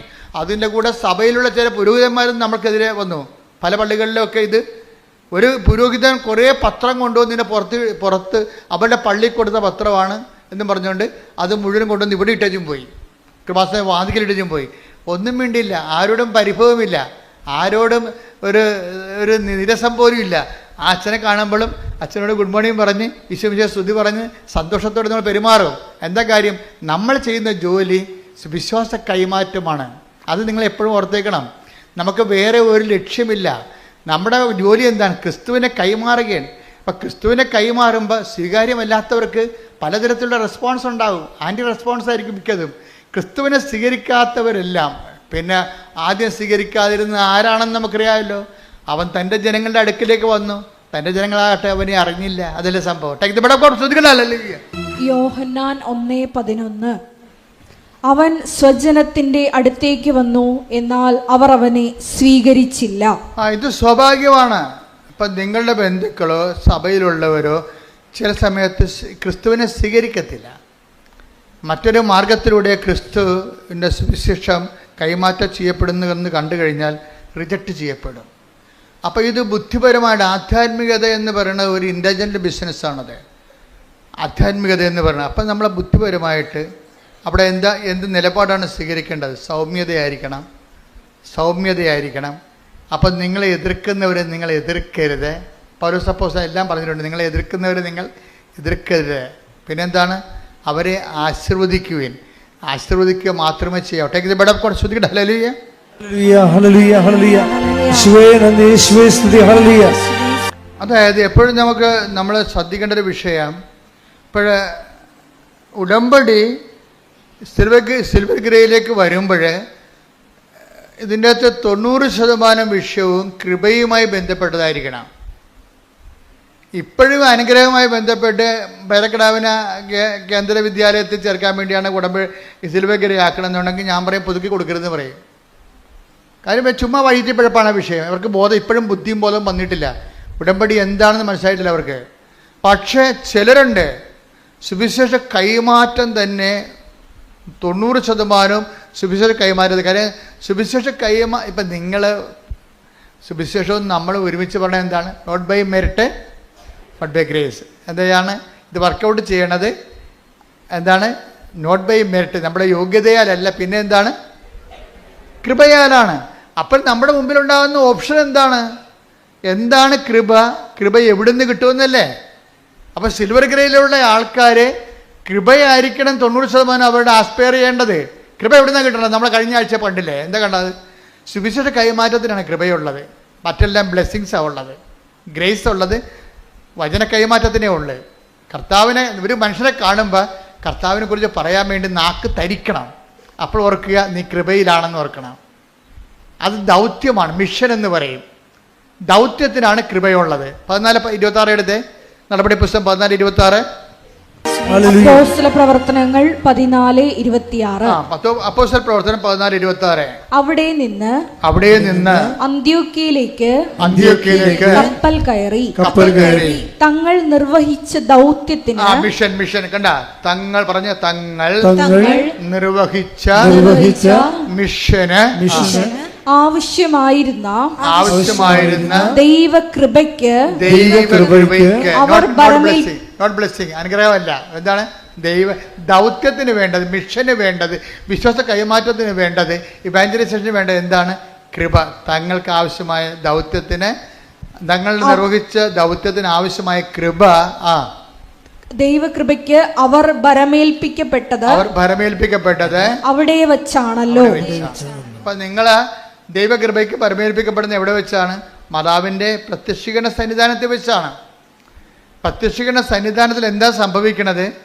ദൈവകൃപയ്ക്ക് നിങ്ങൾ പരമേൽപ്പിക്കപ്പെടുകയാണ്. അപ്പം ഞാൻ ചോദിക്കുന്നത് നിങ്ങൾ മറുപടി, പ്രത്യക്ഷീകരണ സന്നിധാനം ചോദിച്ചാൽ നിങ്ങൾ എന്താ സംഭവിക്കണത്? പറഞ്ഞ ദൈവകൃപയ്ക്ക് ഞങ്ങൾ പരമേൽപ്പിക്കപ്പെടുന്നു. അപ്പൊ ദൈവകൃപയ്ക്ക് പരമേൽപ്പിക്കപ്പെടുന്നത് അതെങ്ങനെയാണ് പിന്നെ ആക്ടിവേറ്റ് ആകണത്? നിങ്ങൾ കൃപയുടെ പ്രവർത്തനങ്ങൾ ചെയ്യുമ്പോഴാണ്. കൃപയുടെ പ്രവർത്തനങ്ങൾ എന്ന് പറഞ്ഞാൽ എന്താണ്? അത് പിശാചുകൾ ഒഴിഞ്ഞു പോണതും പനി മാറണതും ക്യാൻസർ മാറണതും ഒന്നുമല്ല, അതൊക്കെ അനുഗ്രഹമാണ്. കൃപയുടെ പ്രവർത്തനം എന്താണ്? അതാണ് നമ്മൾ ആദ്യം 19 എത്ര കണ്ടത്? 10:20 വായിച്ചേ, ലുക്ക 10:20. എന്നാൽ പിശാചുക്കൾ നിങ്ങൾക്ക് കീഴടങ്ങുന്നു എന്നതിൽ നിങ്ങൾ സന്തോഷിക്കേണ്ട. ക്യാൻസർ മാറുന്നതിൽ അല്ല സന്തോഷം ഉണ്ടാകും തീർച്ചയായിട്ടും. പക്ഷെ അതിലല്ലേ യഥാർത്ഥ സന്തോഷം പറഞ്ഞത് എങ്ങനെയാണ്? എന്താണ്? മറിച്ച് നിങ്ങളുടെ പേരുകൾ സ്വർഗത്തിൽ എഴുതപ്പെട്ടിരിക്കുന്നു എന്നതിൽ സന്തോഷിക്കുവിൻ. അതെന്താ? കൃപയുടെ പ്രവർത്തനങ്ങളിൽ മാത്രമേ സ്വർഗത്തിൽ പേരെഴുതത്തുള്ളൂ. ക്യാൻസർ മാറിയ ആശുപത്രിയിലെ പേര് വെട്ടുകയുള്ളൂ, അല്ലേ? രോഗം മാറിയ പേര് വെട്ടണം എന്നല്ലേ അവർ പറയണത്. നമുക്ക് പേര് വെട്ടണ ആൾക്കാരായിട്ടല്ല മാറണം, പേര് എഴുതി ചേർക്കുന്ന ആൾക്കാരായിട്ട് മാറണം. എങ്ങനെയാണ് അത് പേരെഴുതി ചേർക്കുന്നത്? എങ്ങനെയാണ്? പിശാചുക്കൾ നിങ്ങൾക്ക് കീഴ്പ്പെടുത്തുന്നതിലല്ല, മറിച്ച് സ്വർഗത്തിൽ നിങ്ങളുടെ പേരുകൾ കർത്താവിൻ്റെ ഹൃദയത്തിൽ എഴുതി ചേർത്തിരിക്കുന്നത്. എന്തുകൊണ്ടാണ്? സുവിശേഷം കൈമാറുന്നതിലൂടെ. അതുകൊണ്ടാണ് നിങ്ങളുടെ അനുഭവങ്ങൾ പറഞ്ഞ് ചില ആൾക്കാർ പറയുകയും, അത് ഈ ആൾക്കാരൊക്കെ ഒരു മൈക്കുണ്ടെങ്കിൽ, ഒരു മൈക്ക് കിട്ടിയാൽ പിന്നെ അവരുടെ അനുഭവങ്ങൾ പറയാം. ഇതൊക്കെ പൊതുവായിട്ട് ഇടണമെങ്കിൽ ആദ്യം ഇത് വൈദ്യശാസ്ത്രം അത് വെരിഫൈ ചെയ്യേണ്ട സഭയിലുള്ള ചില പുരോഹിതന്മാർ പറയണതാണ്. എന്താ പറയണമെന്ന് വെച്ച് കഴിഞ്ഞാൽ, ഇങ്ങനെ ഒരു മൈക്ക് കിട്ടിയ ഒരു അനുഭവം പറഞ്ഞാൽ ഇതൊക്കെ പൊതുവായിട്ട് ഇങ്ങനെ ഇതിൽ യൂട്യൂബിലൊക്കെ ഇടണമെങ്കിൽ വെരിഫിക്കേഷൻ വേണ്ടതെന്ന്. അപ്പോൾ ആരാ വെരിഫൈ ചെയ്യേണ്ടത്? സൈക്കോളജി പഠിച്ചിട്ടുള്ള അക്കാഡമിഷ്യൻസാണ് വെരിഫൈ ചെയ്യേണ്ടത്, അല്ലെങ്കിൽ എന്തെങ്കിലും ദൈവശാസ്ത്രം പറഞ്ഞിട്ടുള്ള ആരെങ്കിലുമാണ് വെരിഫൈ ചെയ്യേണ്ടത്. അവർക്ക് വെരിഫൈ ചെയ്യുന്നതിന് ഒരു പരിധികളുണ്ട്. ഇത് വെരിഫൈ ചെയ്യേണ്ട ഫസ്റ്റ് വിറ്റ്നസ് ആരാണ്? വൈദ്യശാസ്ത്രം സെക്കൻഡ് വിറ്റ്നസ്സാണ്. ഫസ്റ്റ് വിറ്റ്നസ് ആരാണ്? ഇതിൻ്റെ ആ രോഗിയാണ്. ശരിക്കും രക്തസ്രാവൊക്കെ രോഗം സുഖപ്പെട്ടത് ഏതെങ്കിലും വൈദ്യനെ പുരോഹിതനെ കാണിച്ചിട്ടാണ്? അല്ല, അത് സുഖപ്പെട്ടു വന്ന് ശരീരത്തിൽ അവർക്ക് ബോധ്യപ്പെട്ടു. അപ്പോൾ ഫസ്റ്റ് ഒരു രോഗസൗഖ്യത്തിൻ്റെ ഫസ്റ്റ് വിറ്റ്നസ്, ഇപ്പോൾ ഇപ്പം നിനക്ക് വലിയ ശ്വാസം മുട്ടലും ഉണ്ടായിരുന്നു. അപ്പോൾ ഡോക്ടർ പറയണക്കിപ്പോൾ എക്സ്റേ എടുത്ത് കഫമൊന്നും കാണുന്നില്ല എന്ന് പറഞ്ഞാലും നീ കുറച്ച് കഴിയുമ്പോൾ പുറത്തിറങ്ങുമ്പോൾ ചുമക്കും. അപ്പോൾ ഡോക്ടർ പറഞ്ഞ് ചുമച്ച കഫം ഇല്ലെങ്കിലും ചുമച്ചല്ല. അപ്പോൾ ഡോക്ടർ പറഞ്ഞ അലർജി ആവും. അലർജിയുടെ ടെസ്റ്റ് നടത്താൻ പോയി 124 അലർജി ഉണ്ട്. ഏത് ടെസ്റ്റ് നടത്തും? അപ്പോൾ പൂർണ്ണമായിട്ട് ചില കാര്യങ്ങളെ നിങ്ങൾക്കറിയാം. അതായത് ആ രോഗി തന്നെയാണ്. ഇപ്പം കഴിഞ്ഞ ദിവസങ്ങളിൽ ഒരു സാക്ഷ്യം ഉണ്ടായി. ഞാൻ വൈദ്യശാസ്ത്രത്തെയോ സഭയുടെ പഠനങ്ങളോ എതിർക്കുകയൊന്നുമല്ല കേട്ടോ, കാര്യം അതെല്ലാം സത്യമായ കാര്യങ്ങളാണ്. പക്ഷേ എല്ലായിടത്തും കൊണ്ടുപോകുന്ന ഇപ്പം തെങ്ങിനും കവുങ്ങിനും ഒരേ തളപ്പ് വെക്കരുത്, തളപ്പ് വ്യത്യാസം വെക്കണം കുറച്ച്. കാര്യം എല്ലാത്തിനും ഒരു മനുഷ്യൻ്റെ അനുഭവങ്ങളെന്ന് പറയുമ്പോൾ ആ അനുഭവത്തിനൊരു ശാസ്ത്രീയ അടിത്തറ ഉണ്ടാകും. കാര്യം അവനിപ്പോൾ എനിക്ക് ചുമയില്ല, എൻ്റെ റെസ്പിറേറ്ററി സിസ്റ്റംസ് ഓക്കെ ആണെന്ന് എൻ്റെ സംസാരം കൊണ്ടാണ് ആദ്യം മനസ്സിലാകണത്, അല്ലാതെ ടെലസ്കോപ്പ് വെച്ചിട്ടല്ല മനസ്സിലാകണത്. സംസാരം കൊണ്ട് മനസ്സിലാകും. ഇപ്പോൾ ബ്രീത്ത് ഈസിയാണ്, ഇപ്പോൾ ബ്രീത്ത് ഈസി ആയിട്ടുണ്ട്. ബ്രീത്ത് ഈസി ആണെന്ന് ആരാ പറയേണ്ടത്? അത് ആ ചെയ്ത ആളാണ് പറയേണ്ടത്. ബ്രീത്ത് ഈസിയാണ്, എനിക്കിപ്പോൾ ശ്വസിക്കാൻ പറ്റുന്നുണ്ടെന്ന് ആരാ പറയേണ്ടത്? അപ്പോൾ പ്രാർത്ഥന കൊണ്ട് ചില ആൾക്കാർക്ക് അവർക്ക് വ്യക്തിപരമായ ചില ബോധ്യങ്ങൾ കിട്ടും. വ്യക്തിപരമായ ബോധ്യങ്ങളുടെ ശേഷം ആ വ്യക്തിപരമായ ബോധ്യങ്ങൾക്ക് ശേഷം ആ വ്യക്തി വൈദ്യശാസ്ത്രത്തെ കാണണം. എനിക്ക് രോഗം മാറിയായിട്ട് തോന്നണം, വാട്ട് യു സേ. അവിടെ സെക്കൻഡ് ഓപ്ഷൻ വൈദ്യശാസ്ത്രത്തിനുണ്ട് അവിടെ. അപ്പം അതായത് എനിക്ക് ഇപ്പം കഴിഞ്ഞ ദിവസങ്ങളൊരു സാക്ഷ്യം ഉണ്ടായി. ഞാൻ ഈ സാക്ഷ്യം കണ്ടുകൊണ്ടാണ് ഇപ്പോൾ ഇങ്ങനെയൊക്കെ പറയാൻ കാര്യം. സാക്ഷ്യം എന്താണെന്ന് വെച്ച് കഴിഞ്ഞാൽ, ഒന്ന് സ്തുതിക്കട്ടെ മക്കളെ. യേശുവേ സ്തോത്രം. ഹല്ലേലൂയ. ഹല്ലേലൂയ, ഹല്ലേലൂയ, ഹല്ലേലൂയ. യേശുവേ നന്ദി. ഹല്ലേലൂയ, ഹല്ലേലൂയ, ഹല്ലേലൂയ. യേശുവേ ആരാധന, ആരാധന, ആരാധന. യേശുവേ നന്ദി. Praise the Lord. വൈക്കത്ത് നിന്നൊരു സാക്ഷിയാണ്. അപ്പോൾ നമ്മൾ അപ്പിയിട്ടുണ്ട്. ആ സാക്ഷ്യം എന്ന് വെച്ച് കഴിഞ്ഞാൽ 92 വയസ്സുണ്ട് ആ അപ്പച്ചന്. അപ്പച്ചൻ്റെ മകൾക്കൊരു 60, 62, 65 വയസ്സ് കാണും. 60 വയസ്സ് കൂടുതലുണ്ട് ഏതായാലും. അപ്പോൾ ഈ 60 വയസ്സുള്ള മകളും 92 വയസ്സുള്ള അപ്പനും കൂടിയാണ് ഈ ആൾക്കാർ കയറി നിൽക്കുന്നത്. അവർക്ക് എന്താ പറയാനുള്ളത്? അവർ 92 വയസ്സുള്ള അപ്പൻ ഇവിടെ വന്ന് നിൽപ്പുണ്ട്, കിടപ്പൊന്നുമല്ല. അങ്ങേര് നല്ല തൻ്റെ ഇടത്തോടെ വന്ന് നിൽക്കുകയാണ് ഇവിടെ. 62 വയസ്സുള്ള മകൾ കൂടെ നിൽപ്പുണ്ട്. സുലേഖ എന്നാണ് പേര്, സുലേഖ. അപ്പം നിങ്ങൾക്ക് മനസ്സിലായില്ലേ? എന്താ പ്രശ്നം? അപ്പൻ്റെ പ്രശ്നം എന്താ? അപ്പന് പിത്താശയത്തിൽ കല്ല്.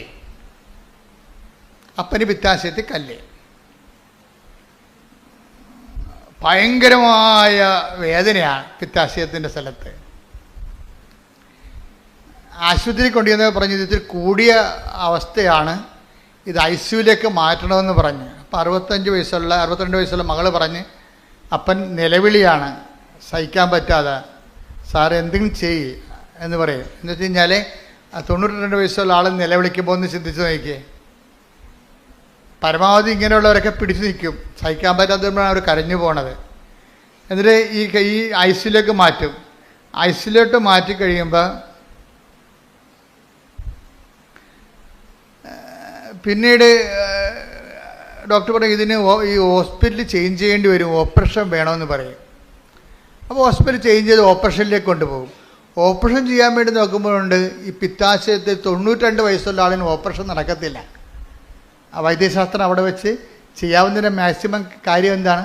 ഓപ്പറേഷൻ ചെയ്യുക എന്നുള്ളതാണ്. പക്ഷേ ഓപ്പറേഷൻ ചെയ്യാൻ പറയുമ്പോൾ പറയും ഈ 92 വയസ്സുള്ള ശരീരത്തിട്ട് ഓപ്പറേറ്റ് ചെയ്യാൻ പറ്റത്തില്ല, അപകടമാണെന്ന് പറയും. പിന്നെ വൈദ്യശാസ്ത്രം വാതിലടക്കും. എന്താ കാര്യം? അവിടെ കയ്യിൽ നിലവിലുള്ള സംവിധാനങ്ങൾ അവർക്കുണ്ട്, പക്ഷേ ആളിന് വയസ്സ് ഇത്തിരി കൂടിപ്പോയി. അവിടെയാണ് പ്രശ്നം. മെറിറ്റ്, വൈദ്യശാസ്ത്രത്തിൻ്റെ മെറിറ്റ് പോകണമാണ് അവിടെ വെച്ച്. വൈദ്യശാസ്ത്രത്തിൻ്റെ മെറിറ്റ് അവിടെ വെച്ച് തീരുകയാണ്. പിന്നെ എന്താണ് ഇനി ഉള്ളത്? ഗ്രേസേ ഉള്ളു. വൈദ്യശാസ്ത്രത്തിന് മെറിറ്റ് തീരുന്നുവെന്നാണ് എല്ലാവരും പറയണത്. ഇപ്പം നിരീശ്വരവാദികളുണ്ട്, യുക്തിവാദികളുണ്ട്. വൈദ്യശാസ്ത്രം മെറിറ്റ് തീർന്ന പിന്നെ അവർക്ക് ഓപ്ഷൻ ഇല്ല. പക്ഷേ വിശ്വാസിക്ക് ഒരു ഓപ്ഷൻ കിടപ്പുണ്ട്. എന്താണ്? Not by merit but by grace. അതാണ് വിഷയം. വിശ്വാസി യുക്തിവാദിയേക്കാൾ മുന്നോട്ട് പോകും. എന്താ കാര്യം? അവൻ്റെ മുന്നിൽ അവൻ്റെ ദൈവം അവന് ഒരു പോംവഴി പറഞ്ഞിട്ടുണ്ട്. എന്താ പറഞ്ഞിരിക്കണത്? ഈ ഒരു കാര്യം മെറിറ്റ് കൊണ്ട് നടന്നില്ലെങ്കിൽ പിന്നെ എന്താണ്? നീ മനസ്സ് തളരരുത്. എന്താണ്? പിന്നെ എൻ്റെ സമയമാണെന്ന്. എൻ്റെ not by merit but by grace. അപ്പന് 92 വയസ്സ് അപ്പനെയും കൊണ്ട് ഇവിടെ വരുമ്പോൾ നമ്മളെന്താ ചെയ്യണത്? നമ്മുടെ കയ്യിലുള്ളത് സിമ്പിളാണ്. ഒത്തിരി വെടിയും പുകയും ഒന്നും കാണിക്കേണ്ട കാര്യമില്ല. സിമ്പിളാണ്. In the name of Jesus Christ. നമ്മുടെ സഭയുടെ കയ്യിലുള്ളത് എന്താണ്? യേശുവിൻ്റെ നാമമാണ്. യേശുവിൻ്റെ നാമത്തിൻ്റെ പ്രയോഗമാണ് പിന്നെ നടക്കുന്നത്. ആർക്കും ചെയ്യാവുന്നേ ഉള്ളൂ എന്ന് പറയുന്നത് എന്താ കാര്യം? കർത്താവ് വിശ്വസിക്കുന്നവന് ഈ അടയാളം കൊടുത്തിട്ടുണ്ട് ഇല്ലേ? മർക്കോസിൻ്റെ 16-17 വായിക്കുമ്പോൾ എന്താ പറയണത്? വിശ്വസിക്കുന്നതിൻ്റെ കൂടെ അടയാളം ഉണ്ടാവും. രോഗികളുടെ മേൽ കൈവെക്കും, അവർ സൗഖ്യം പ്രാപിക്കും. വിശ്വാസമാണ് അവിടെ. ആരല്ലേ? ക്രിസ്തുവിലുള്ള വിശ്വാസമാണ്. അവൻ്റെ നാമത്തിൽ in the name of the Father and the Son and the Holy Spirit I heal U.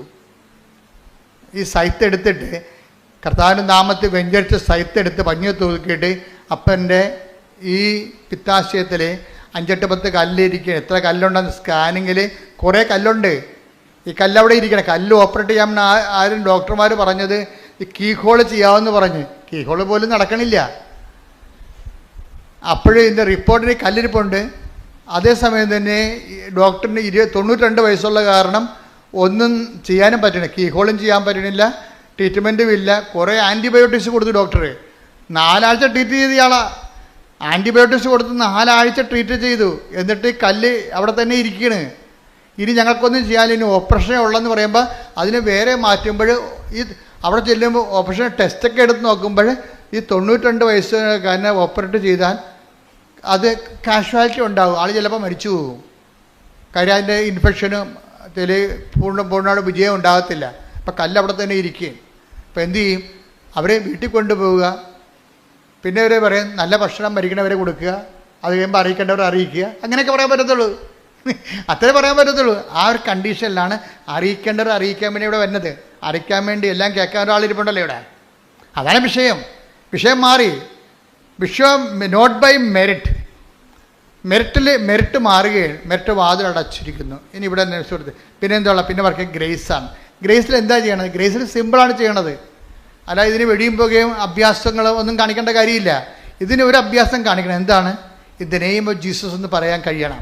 അത് വിത്ത് ഫുൾ ഫാക്കൽറ്റി. ഞാൻ നിങ്ങളുടെ ഉടമ്പടിത്തലും തന്നിട്ടില്ലേ? അത് നിങ്ങളും ഇതുപോലെ ക്രിസ്തുവിന് ആവശ്യമുള്ളവർക്ക് കൊടുക്കണം. എന്നിട്ട് പറയേണ്ടത് എന്താണ്? In the name of Jesus.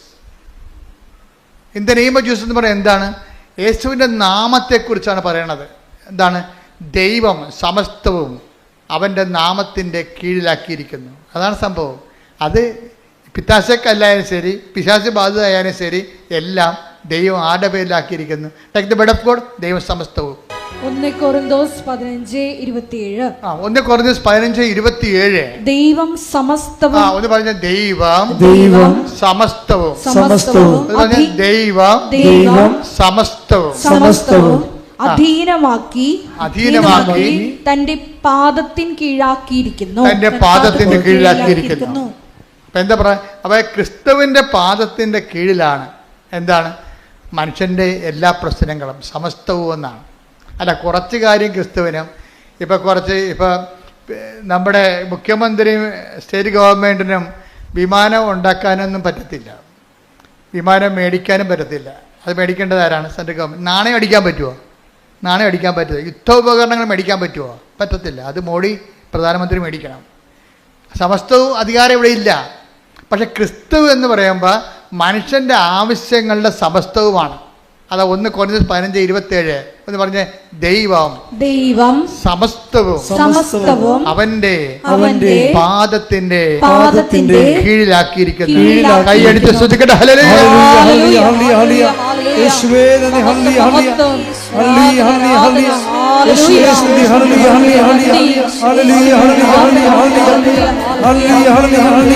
പരിശുദ്ധ പരമ ദിവ്യകാരുണ്യത്തിന് ആരാധനയും സ്തുതിയും പുകഴ്ചയും ഉണ്ടായിരിക്കട്ടെ.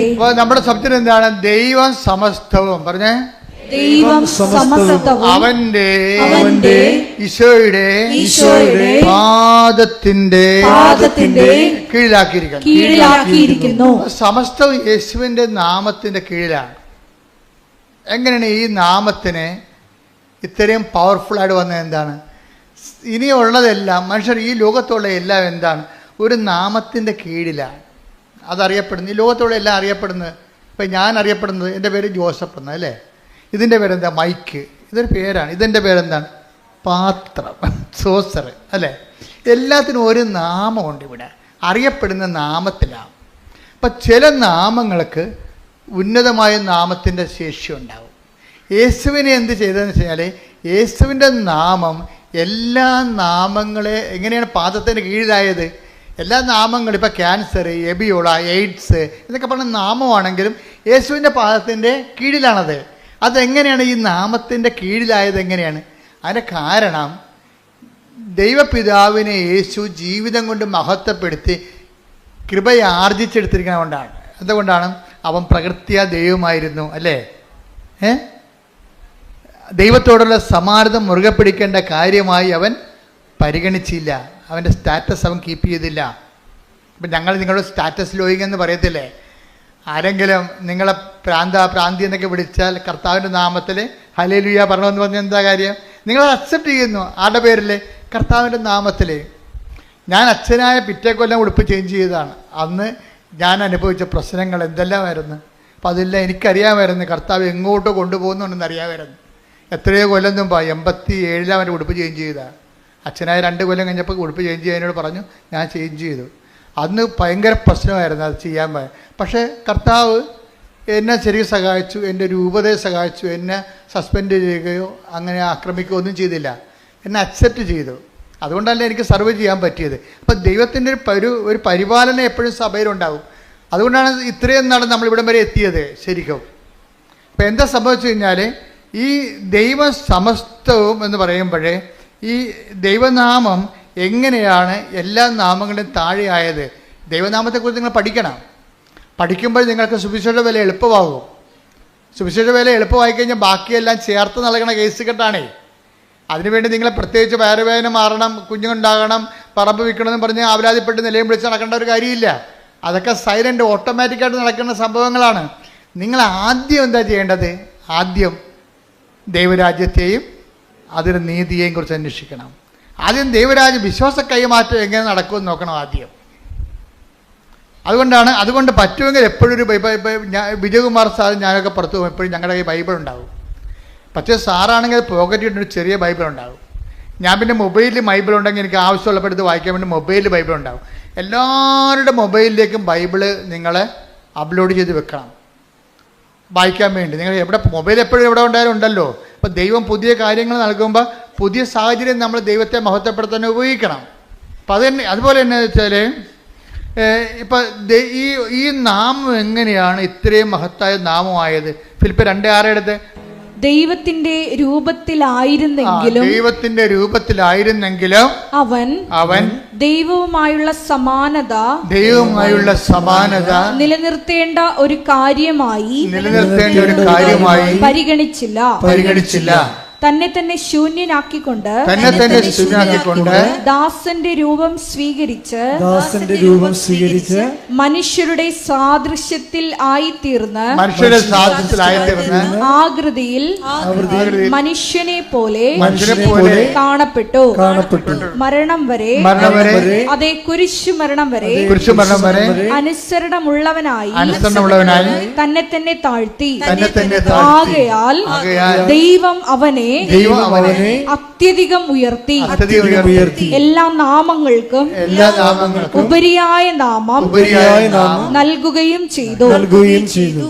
അതിനാൽ അവന്റെ നാമം കേൾക്കുന്ന മാത്രയിലെ ഇത് യേശുവിന്റെ നാമത്തിന് മുമ്പിൽ സ്വർഗത്തിലും ഭൂമിയിലും പാതാളത്തിലുമുള്ള സകലരും മുട്ടുകൾ മടക്കുന്നതിനും യേശുക്രിസ്തു കർത്താവാണെന്ന് പിതാവായ ദൈവത്തിന്റെ മഹത്വത്തിനായി എല്ലാ നാവുകളും ഏറ്റുപറയുന്നതിനും വേണ്ടിയാണ്. ഈ ഫോർമുലയാണ് ഞങ്ങൾ ഉപയോഗിക്കുന്നത്. എന്താണ്? In the name of the father, പിതാവായ ദൈവത്തിന്റെ മഹത്വത്തിന് വേണ്ടി യേശുവിന്റെ നാമത്തിൽ ഇടല്ലേ, അതല്ലേ ഞങ്ങൾ ഉപയോഗിക്കുന്നത്. അപ്പൊ യേശു കർത്താവാണെന്ന് പറഞ്ഞാൽ പെട്ടെന്ന് സംഭവിക്കുന്ന ഫസ്റ്റ് പ്രൈമറി ഇഫക്റ്റ് എന്താണ്? പിതാവിന്റെ നാമം മഹത്വപ്പെടും. എന്താ കാര്യം? പിതാവാണ് യേശുക്രിസ്തുവിന്റെ മഹത്വപ്പെടുത്തിയത്. അതുകൊണ്ട് തന്നെ നമ്മൾ ഒരു കാര്യം ചെയ്യുമ്പോൾ in the name of the Father എന്ന് ആദ്യം പറയും, and Son and the Holy Spirit. പിതാവായ ദൈവത്തിൻ്റെ മഹത്വത്തിനായി യേശുക്രിസ്തു പരിശുദ്ധാത്മാവിൻ്റെ സംസർഗത്തോടെ യേശുക്രിസ്തുവിൻ്റെ നാമത്തിൽ I command you the name of Jesus Christ be healed. ഇത്രയേ ഉള്ള സാധനം, സിമ്പിളാണ്. ആർക്ക് വേണമെങ്കിലും പറയാം. പറയുമ്പോഴുള്ള പ്രശ്നം എന്ന് വെച്ച് കഴിഞ്ഞാൽ ആ വ്യക്തിയുടെ ഫാക്കൽറ്റി കറക്റ്റായിരിക്കണം. വേറെ പ്രശ്നമൊന്നുമില്ല. ആർക്ക് വേണമെങ്കിലും പറയാം ഇത്. അതായത് ഒരു വ്യക്തിക്ക് നല്ല സുവിശേഷത്തിൻ്റെ ഈടുവെപ്പുകൾ ഉണ്ടെങ്കിൽ, അല്ല വ്യക്തിയുടെ സമയം മുഴുവൻ വാട്സപ്പ് നോക്കി വല്ല കോമഡിയും കണ്ട് കോമരം തുള്ളി നടക്കുന്ന പാർട്ടി കാണുന്ന പാട്ടിലെല്ലാം വിരുന്നിനും പോയി എല്ലായിടത്തും പോയി നാടകം കണ്ടുകൊണ്ട് സിനിമയും നടഞ്ഞ് പരിപാടികൾ നടക്കട്ടെ. ഇതിൻ്റെ ഒരു കമ്മിറ്റ്മെൻ്റ് ഉണ്ട്. ക്രിസ്തുവിനെ കമ്മിറ്റ് ചെയ്ത് അവൻ്റെ നാമത്തിന് കമ്മിറ്റ്മെൻറ്റ് ചെയ്യാൻ, അവൻ്റെ നാമത്തെ, പിതാവായ നാമത്തെ മഹത്വപ്പെടുത്താൻ വേണ്ടി അവൻ്റെ നാമത്തെ നമ്മൾ ഉപയോഗിക്കുകയും അവൻ്റെ നാമം വിളിച്ചപേക്ഷിക്കുമ്പോൾ അവന് നമ്മൾ അറിയാതെ പറയണത് എന്താണ്? നീ കർത്താവാണെന്നാണ് പറയണത്. എന്നാൽ അർത്ഥം എന്താണ്? ഈ ഈ വൈദ്യശാസ്ത്രമല്ല കർത്താവ് എന്നതിൻ്റെ അർത്ഥം. യേശു കർത്താവാണെന്ന് അർത്ഥം കൊണ്ട് പറഞ്ഞാൽ അതിൻ്റെ അർത്ഥം എന്ന് പറയുന്നത് സ്കാനിങ് മെഷീനും അല്ല കർത്താവ്, ആരും അല്ല കർത്താവ്. പിന്നെ ആരാണ്? യേശു മാത്രമാണ് കർത്താവ്. യേശു പല കർത്താക്കന്മാരുണ്ടായ പ്രശ്നമാണത്. നിങ്ങൾ വിചാരിക്കുന്നത് വലിയ പ്രശ്നങ്ങളൊന്നും. നിങ്ങൾ എന്ത് ചെയ്യുക വെച്ചാൽ നിങ്ങൾ വിഷയത്തിന് പ്രാധാന്യം കൊടുക്കുന്നത് കൊണ്ടാണ് ഇത് ലാഗ് ചെയ്ത് പോണത്. വീട്, ജോലി, വിവാഹം, വെളിച്ചം, വെള്ളം, വഴി എന്നൊക്കെ പറഞ്ഞുകൊണ്ട് നിങ്ങൾ കണ്ണും കായി കരഞ്ഞുകൊണ്ടാക്കണില്ലേ? അതുകൊണ്ടാണ് ഈ വിഷയം ലാഗ് ചെയ്യണത്. ഇതിൻ്റെ വിഷയം ക്രിസ്തു കൈമാറ്റമാണെന്ന് കണ്ടു കഴിഞ്ഞാൽ ഇത് ഹെഡാണല്ലോ, തല അതാണല്ലോ. തലയെന്ന് പറയുന്നത് എന്താണ്? ഇതിൻ്റെ അകത്ത് ക്രിസ്തു കൈമാറ്റമാണ് തലയെന്ന് പറയുന്നത്, ഉടമ്പടിയുടെ കാര്യം. കൃപ ടാപ്പ് ചെയ്യണത്, കൃപ നമുക്ക് ലഭിക്കണത് ഇതുപോലെ വിശ്വാസ കൈമാറ്റത്തിലൂടെയാണ്. അതാണ് ദൗത്യം. അതാണ് 14:26 നമ്മൾ വായിച്ചത് നടപടി പുസ്തകം.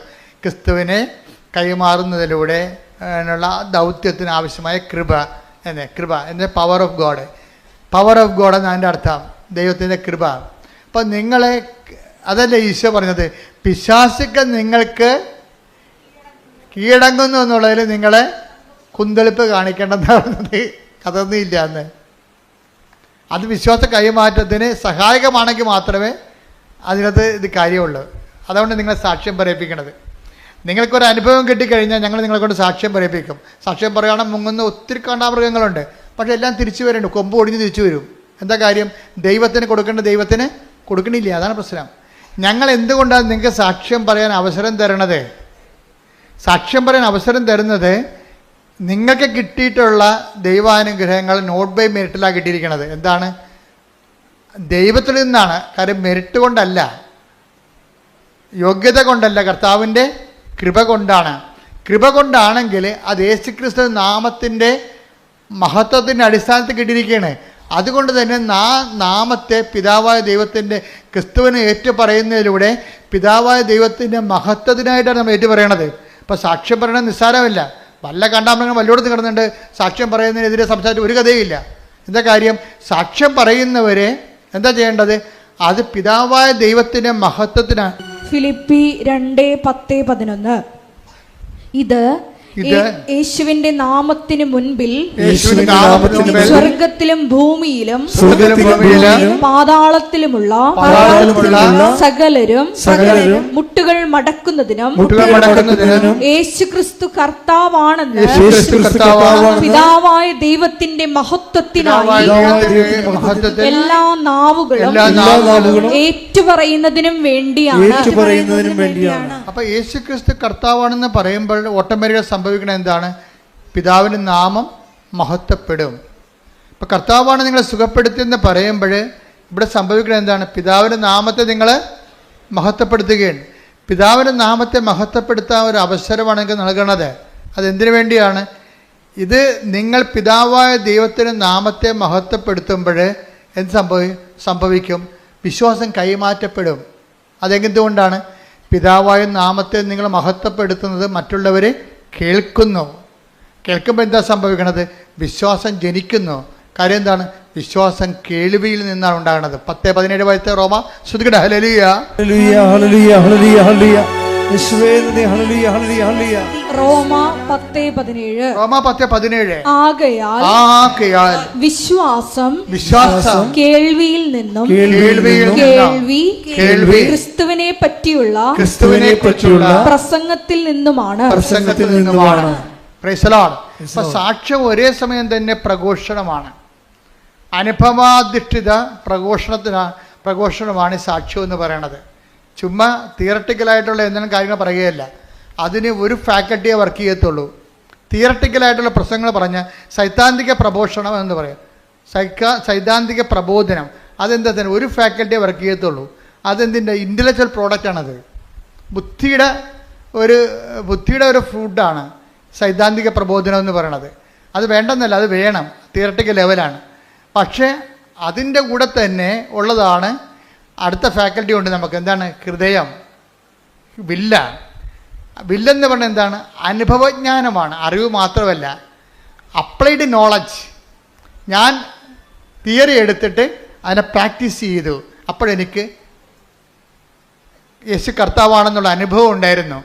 അതെനിക്ക് ഹീലിംഗ് ആയി തോന്നി. അപ്പം ഞാൻ 92 വയസ്സുള്ള അപ്പാപ്പൻ എന്താ ചെയ്തത്? അപ്പാപ്പൻ ഇവിടെ വന്നപ്പോൾ അഡ്രിനൽ ഗ്രന്ഥി ഇരിക്കണില്ലേ, അപ്പോൾ അവൻ്റെ പാങ്ക്രിയാസ് ഇരിക്കുന്ന സ്ഥലത്ത് സൈത്തെടുത്തിട്ട് എൻ്റെ കർത്താവിൻ്റെ ഉന്നതമായ നാമത്തിൽ, സഭയുടെ അധികാരത്തിൽ, കുരിശിൻ്റെ അടയാളത്തിൽ, ദൈവത്തിൻ്റെ ശക്തിയാൽ ഈശോനാമത്തിൽ സൗഖ്യം പ്രാപിക്കട്ടെ. അത്രേ ഉള്ളൂ, സിമ്പിൾ, തീർന്നില്ലേ? പക്ഷെ പറയണത് ആരാണ്? പറയണത് 4 വയസ്സ് മുതൽ ദൈവമായിട്ട് ബന്ധമുള്ള ഒരാളാണ്. അതാ വിഷയം. ബന്ധമിടക്ക് പോയിട്ടില്ല. മനസ്സിലായ? കർത്താവ് ഇപ്പം നമ്മുടെ വീട്ടിൽ ചോറ് തന്നില്ലെന്ന് പറഞ്ഞുകൊണ്ട് അടുത്ത വീട്ടിൽ പോയി നക്കാൻ പോയിട്ടില്ല. അതാ വിഷയം. അത് പ്രശ്നമാണ്. നിങ്ങൾക്കൊരു കാര്യം നടന്നില്ല എന്ന് പറയുമ്പോൾ നീ കളം മാറ്റി ചവിട്ടും. ആ ഉടമ്പടി ശരിയായില്ല, എന്നാൽ പിന്നെ അന്തോണീസിൻ്റെ അടുത്ത് പോയി നൊവേന കൂടിയേക്കാന്ന് പറയും. അവിടെ വെച്ച് നിൻ്റെ കാര്യം തീരുമാനമാവും. അവിടെ വിഷയം എന്താണ്? എന്താ കാര്യം? നീ അവൻ പറയണ പോലെ ചെയ്യണേ. അവൻ പറയണ പോലെ ചെയ്യല്ലേ, ചെയ്യാൻ നിനക്ക് പറ്റത്തില്ല. അതുകൊണ്ട് നിങ്ങൾ എന്ത് ചെയ്യും? പാട്ടും പാടി നടക്കും. നിത്യസഹായ മാതാവ്, ആന കൂന എന്നൊക്കെ പറഞ്ഞ് പാടിക്കൊണ്ട് നടക്കും.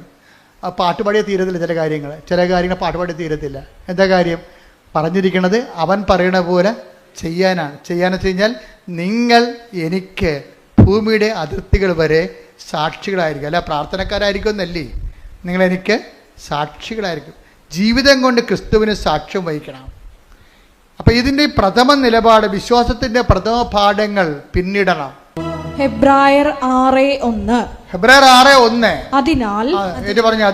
അതിനാൽ ക്രിസ്തുവിന്റെ വചനത്തിന്റെ പ്രഥമ പാഠങ്ങൾ പിന്നിട്ട്. അപ്പൊ ഞാൻ നൊവേനയൊന്നും എതിർത്തിട്ടൊന്നുമില്ല. നിങ്ങൾ പറയരുത് അച്ഛൻ നൊവേനക്കെതിരെ സംസാരിച്ചൊന്നും പറയരുത്. ഇല്ല, എതിരില്ല. അത് പ്രഥമ പാഠങ്ങളാണ്. വിശ്വാസത്തിന് പ്രഥമ പാഠങ്ങളുണ്ട്. നമുക്കറിയാമല്ലേ, 4ാം ക്ലാസ്സുണ്ട്, 10ാം ക്ലാസ്സുണ്ട്, +2 ഉണ്ട്, പിന്നെ എന്താണ്, ഡിഗ്രി ഉണ്ട്, പോസ്റ്റ് ഗ്രാജുവേഷൻ ഉണ്ട്, PhD ഉണ്ട്. കേട്ടാ, വിശ്വാസത്തിന് പല പല പാഠങ്ങളുണ്ട്. വിശ്വാസത്തിൻ്റെ ഈ പാഠങ്ങളെല്ലാം പഠിച്ച് പിന്നിടേണ്ടതാണ്. അല്ലാതെ 65 വയസ്സായിട്ട് ഇപ്പോഴും പഴയ പാഠം പാടി നടന്നാൽ എങ്ങനെ ശരിയാവും? ശരിയാകത്തില്ല. അതുകൊണ്ട് ഓരോ ദൈവം എന്ത് ചെയ്യും? ദൈവം അതുകൊണ്ട് ക്ലൈമറ്റ് ചേഞ്ച് വെച്ചിട്ടുണ്ട്. നീ ഒരു വിശ്വാസത്തിൻ്റെ പാതയിൽ പോകുകയാണ്, എന്നിട്ട് നീ പറയാം ഉടമ്പടി നീ പറയും ഇനി നിനക്ക് U-turn എടുക്കാൻ സമയമായി. എന്താ കാര്യം? ഇനി അവൻ പറയണ പോലെ ചെല്ലിയാൽ മാത്രം പോരാ, ഇനി ചെയ്യണം. അതാണ് ഉടമ്പടിയിലേക്ക് വരുമ്പോൾ വിശ്വാസത്തിൻ്റെ പ്രഥമ പാഠങ്ങൾ പിന്നിട്ടു പക്വതയ്ക്ക് വളരുകയാണ്. അവൻ പറയണ പോലെ ചെല്ലിയാൽ മാത്രം പോരാ, ഇനി എന്താണ്? ചെയ്യണം. ചെയ്യുമ്പോൾ എന്താണ് ആദ്യം ചെയ്യേണ്ടത്? അവനെ കൈമാറണം. തലയാണ് ആദ്യം വേണ്ടത്. ബാക്കി എല്ലാ അവയവങ്ങളും ഉണ്ടായാലും വെച്ച് പിടിപ്പിക്കാൻ പറ്റും. തല പോയാൽ പോയി തന്നെ. ബാക്കി എല്ലാ അവയവങ്ങളുണ്ടായാലും വെച്ച് പിടിപ്പിക്കാൻ പറ്റും നമുക്ക്. പക്ഷെ തല പോയതാണ്. തലച്ചോറ് പിന്നെ ഉണ്ടാക്കാൻ പറ്റത്തില്ല. ഒരു തുള്ളി പോലും ഉണ്ടാക്കാൻ പറ്റത്തില്ല. അത്രയും സ്ഥലം പാരലൈസ്ഡ് ആവും. വിശ്വാസത്തിൻ്റെ തലയെന്ന് പറഞ്ഞാൽ എന്താണ്? വിശ്വാസ കൈമാറ്റമാണ്. അതെപ്പോഴും വിശ്വാസ കൈമാറ്റമാണ്. അപ്പോൾ ആദ്യമേ കയറി വിശ്വാസ കൈമാറ്റത്തിൽ കൈ കൊടുത്താൽ പിന്നെ എളുപ്പമാവും. എന്നെ കാണുന്നവരോട്, ഞാൻ സംസാരിക്കുന്നവരോട് എവിടെ ചെന്ന് എനിക്ക് സംസാരിക്കാൻ അറിയാൻ പാടില്ലെങ്കിൽ കൃപാസനം പത്രം എടുത്ത് കൊടുക്കും. എന്തുകൊണ്ടാണ് ദൈവം 18 ഭാഷയിലേക്ക് ഈ പത്രത്തെ വളർത്തിയത്? നമ്മൾ ആരും അറിഞ്ഞില്ല. ഒരു രാത്രിയും പകലും അമ്മ ഇതിനെ വളർത്തുകയാണ് ശരിക്കും. ഇന്ന് 18 ഭാഷയിലുണ്ട് പത്രം. ഇന്ന് ചിക്കാഗോയിൽ പത്രം അവർ പുതുതായി അവിടെ തന്നെ ഞങ്ങൾ PDF അയച്ചു കൊടുത്തിട്ട് അവർ അവിടെ തന്നെ പ്രിൻ്റ് ചെയ്യുകയാണ്. ഇപ്പോഴും ഒരു ചിക്കാഗോ എഡിഷൻ പത്രം ഇംഗ്ലീഷ് പത്രം ഇറങ്ങുകയാണ്. അങ്ങനെ ഓരോ രാജ്യത്തും അവരുടേതായിട്ടുള്ള വേർഷൻസ് ഇറങ്ങും. എന്താ കാര്യം? അമ്മയുടെ പ്രത്യക്ഷീകരണം, ദുരന്തം ഉണ്ടാകാമ്പോൾ പ്രാർത്ഥിക്കണമെന്നാണ് അമ്മ പറഞ്ഞത്. ലോകത്തിൻ്റെ എല്ലാ വശങ്ങളിലും പ്രാർത്ഥന പടയാളികളെ സൃഷ്ടിക്കുകയാണ്. എന്തിനാണ്? ദുരന്തത്തെ പ്രതിരോധിക്കാൻ വേണ്ടി ദൈവികമായ നടപടിയാണ് ഒരു ഉടമ്പടി സൈന്യത്തെ രൂപീകരിക്കുക.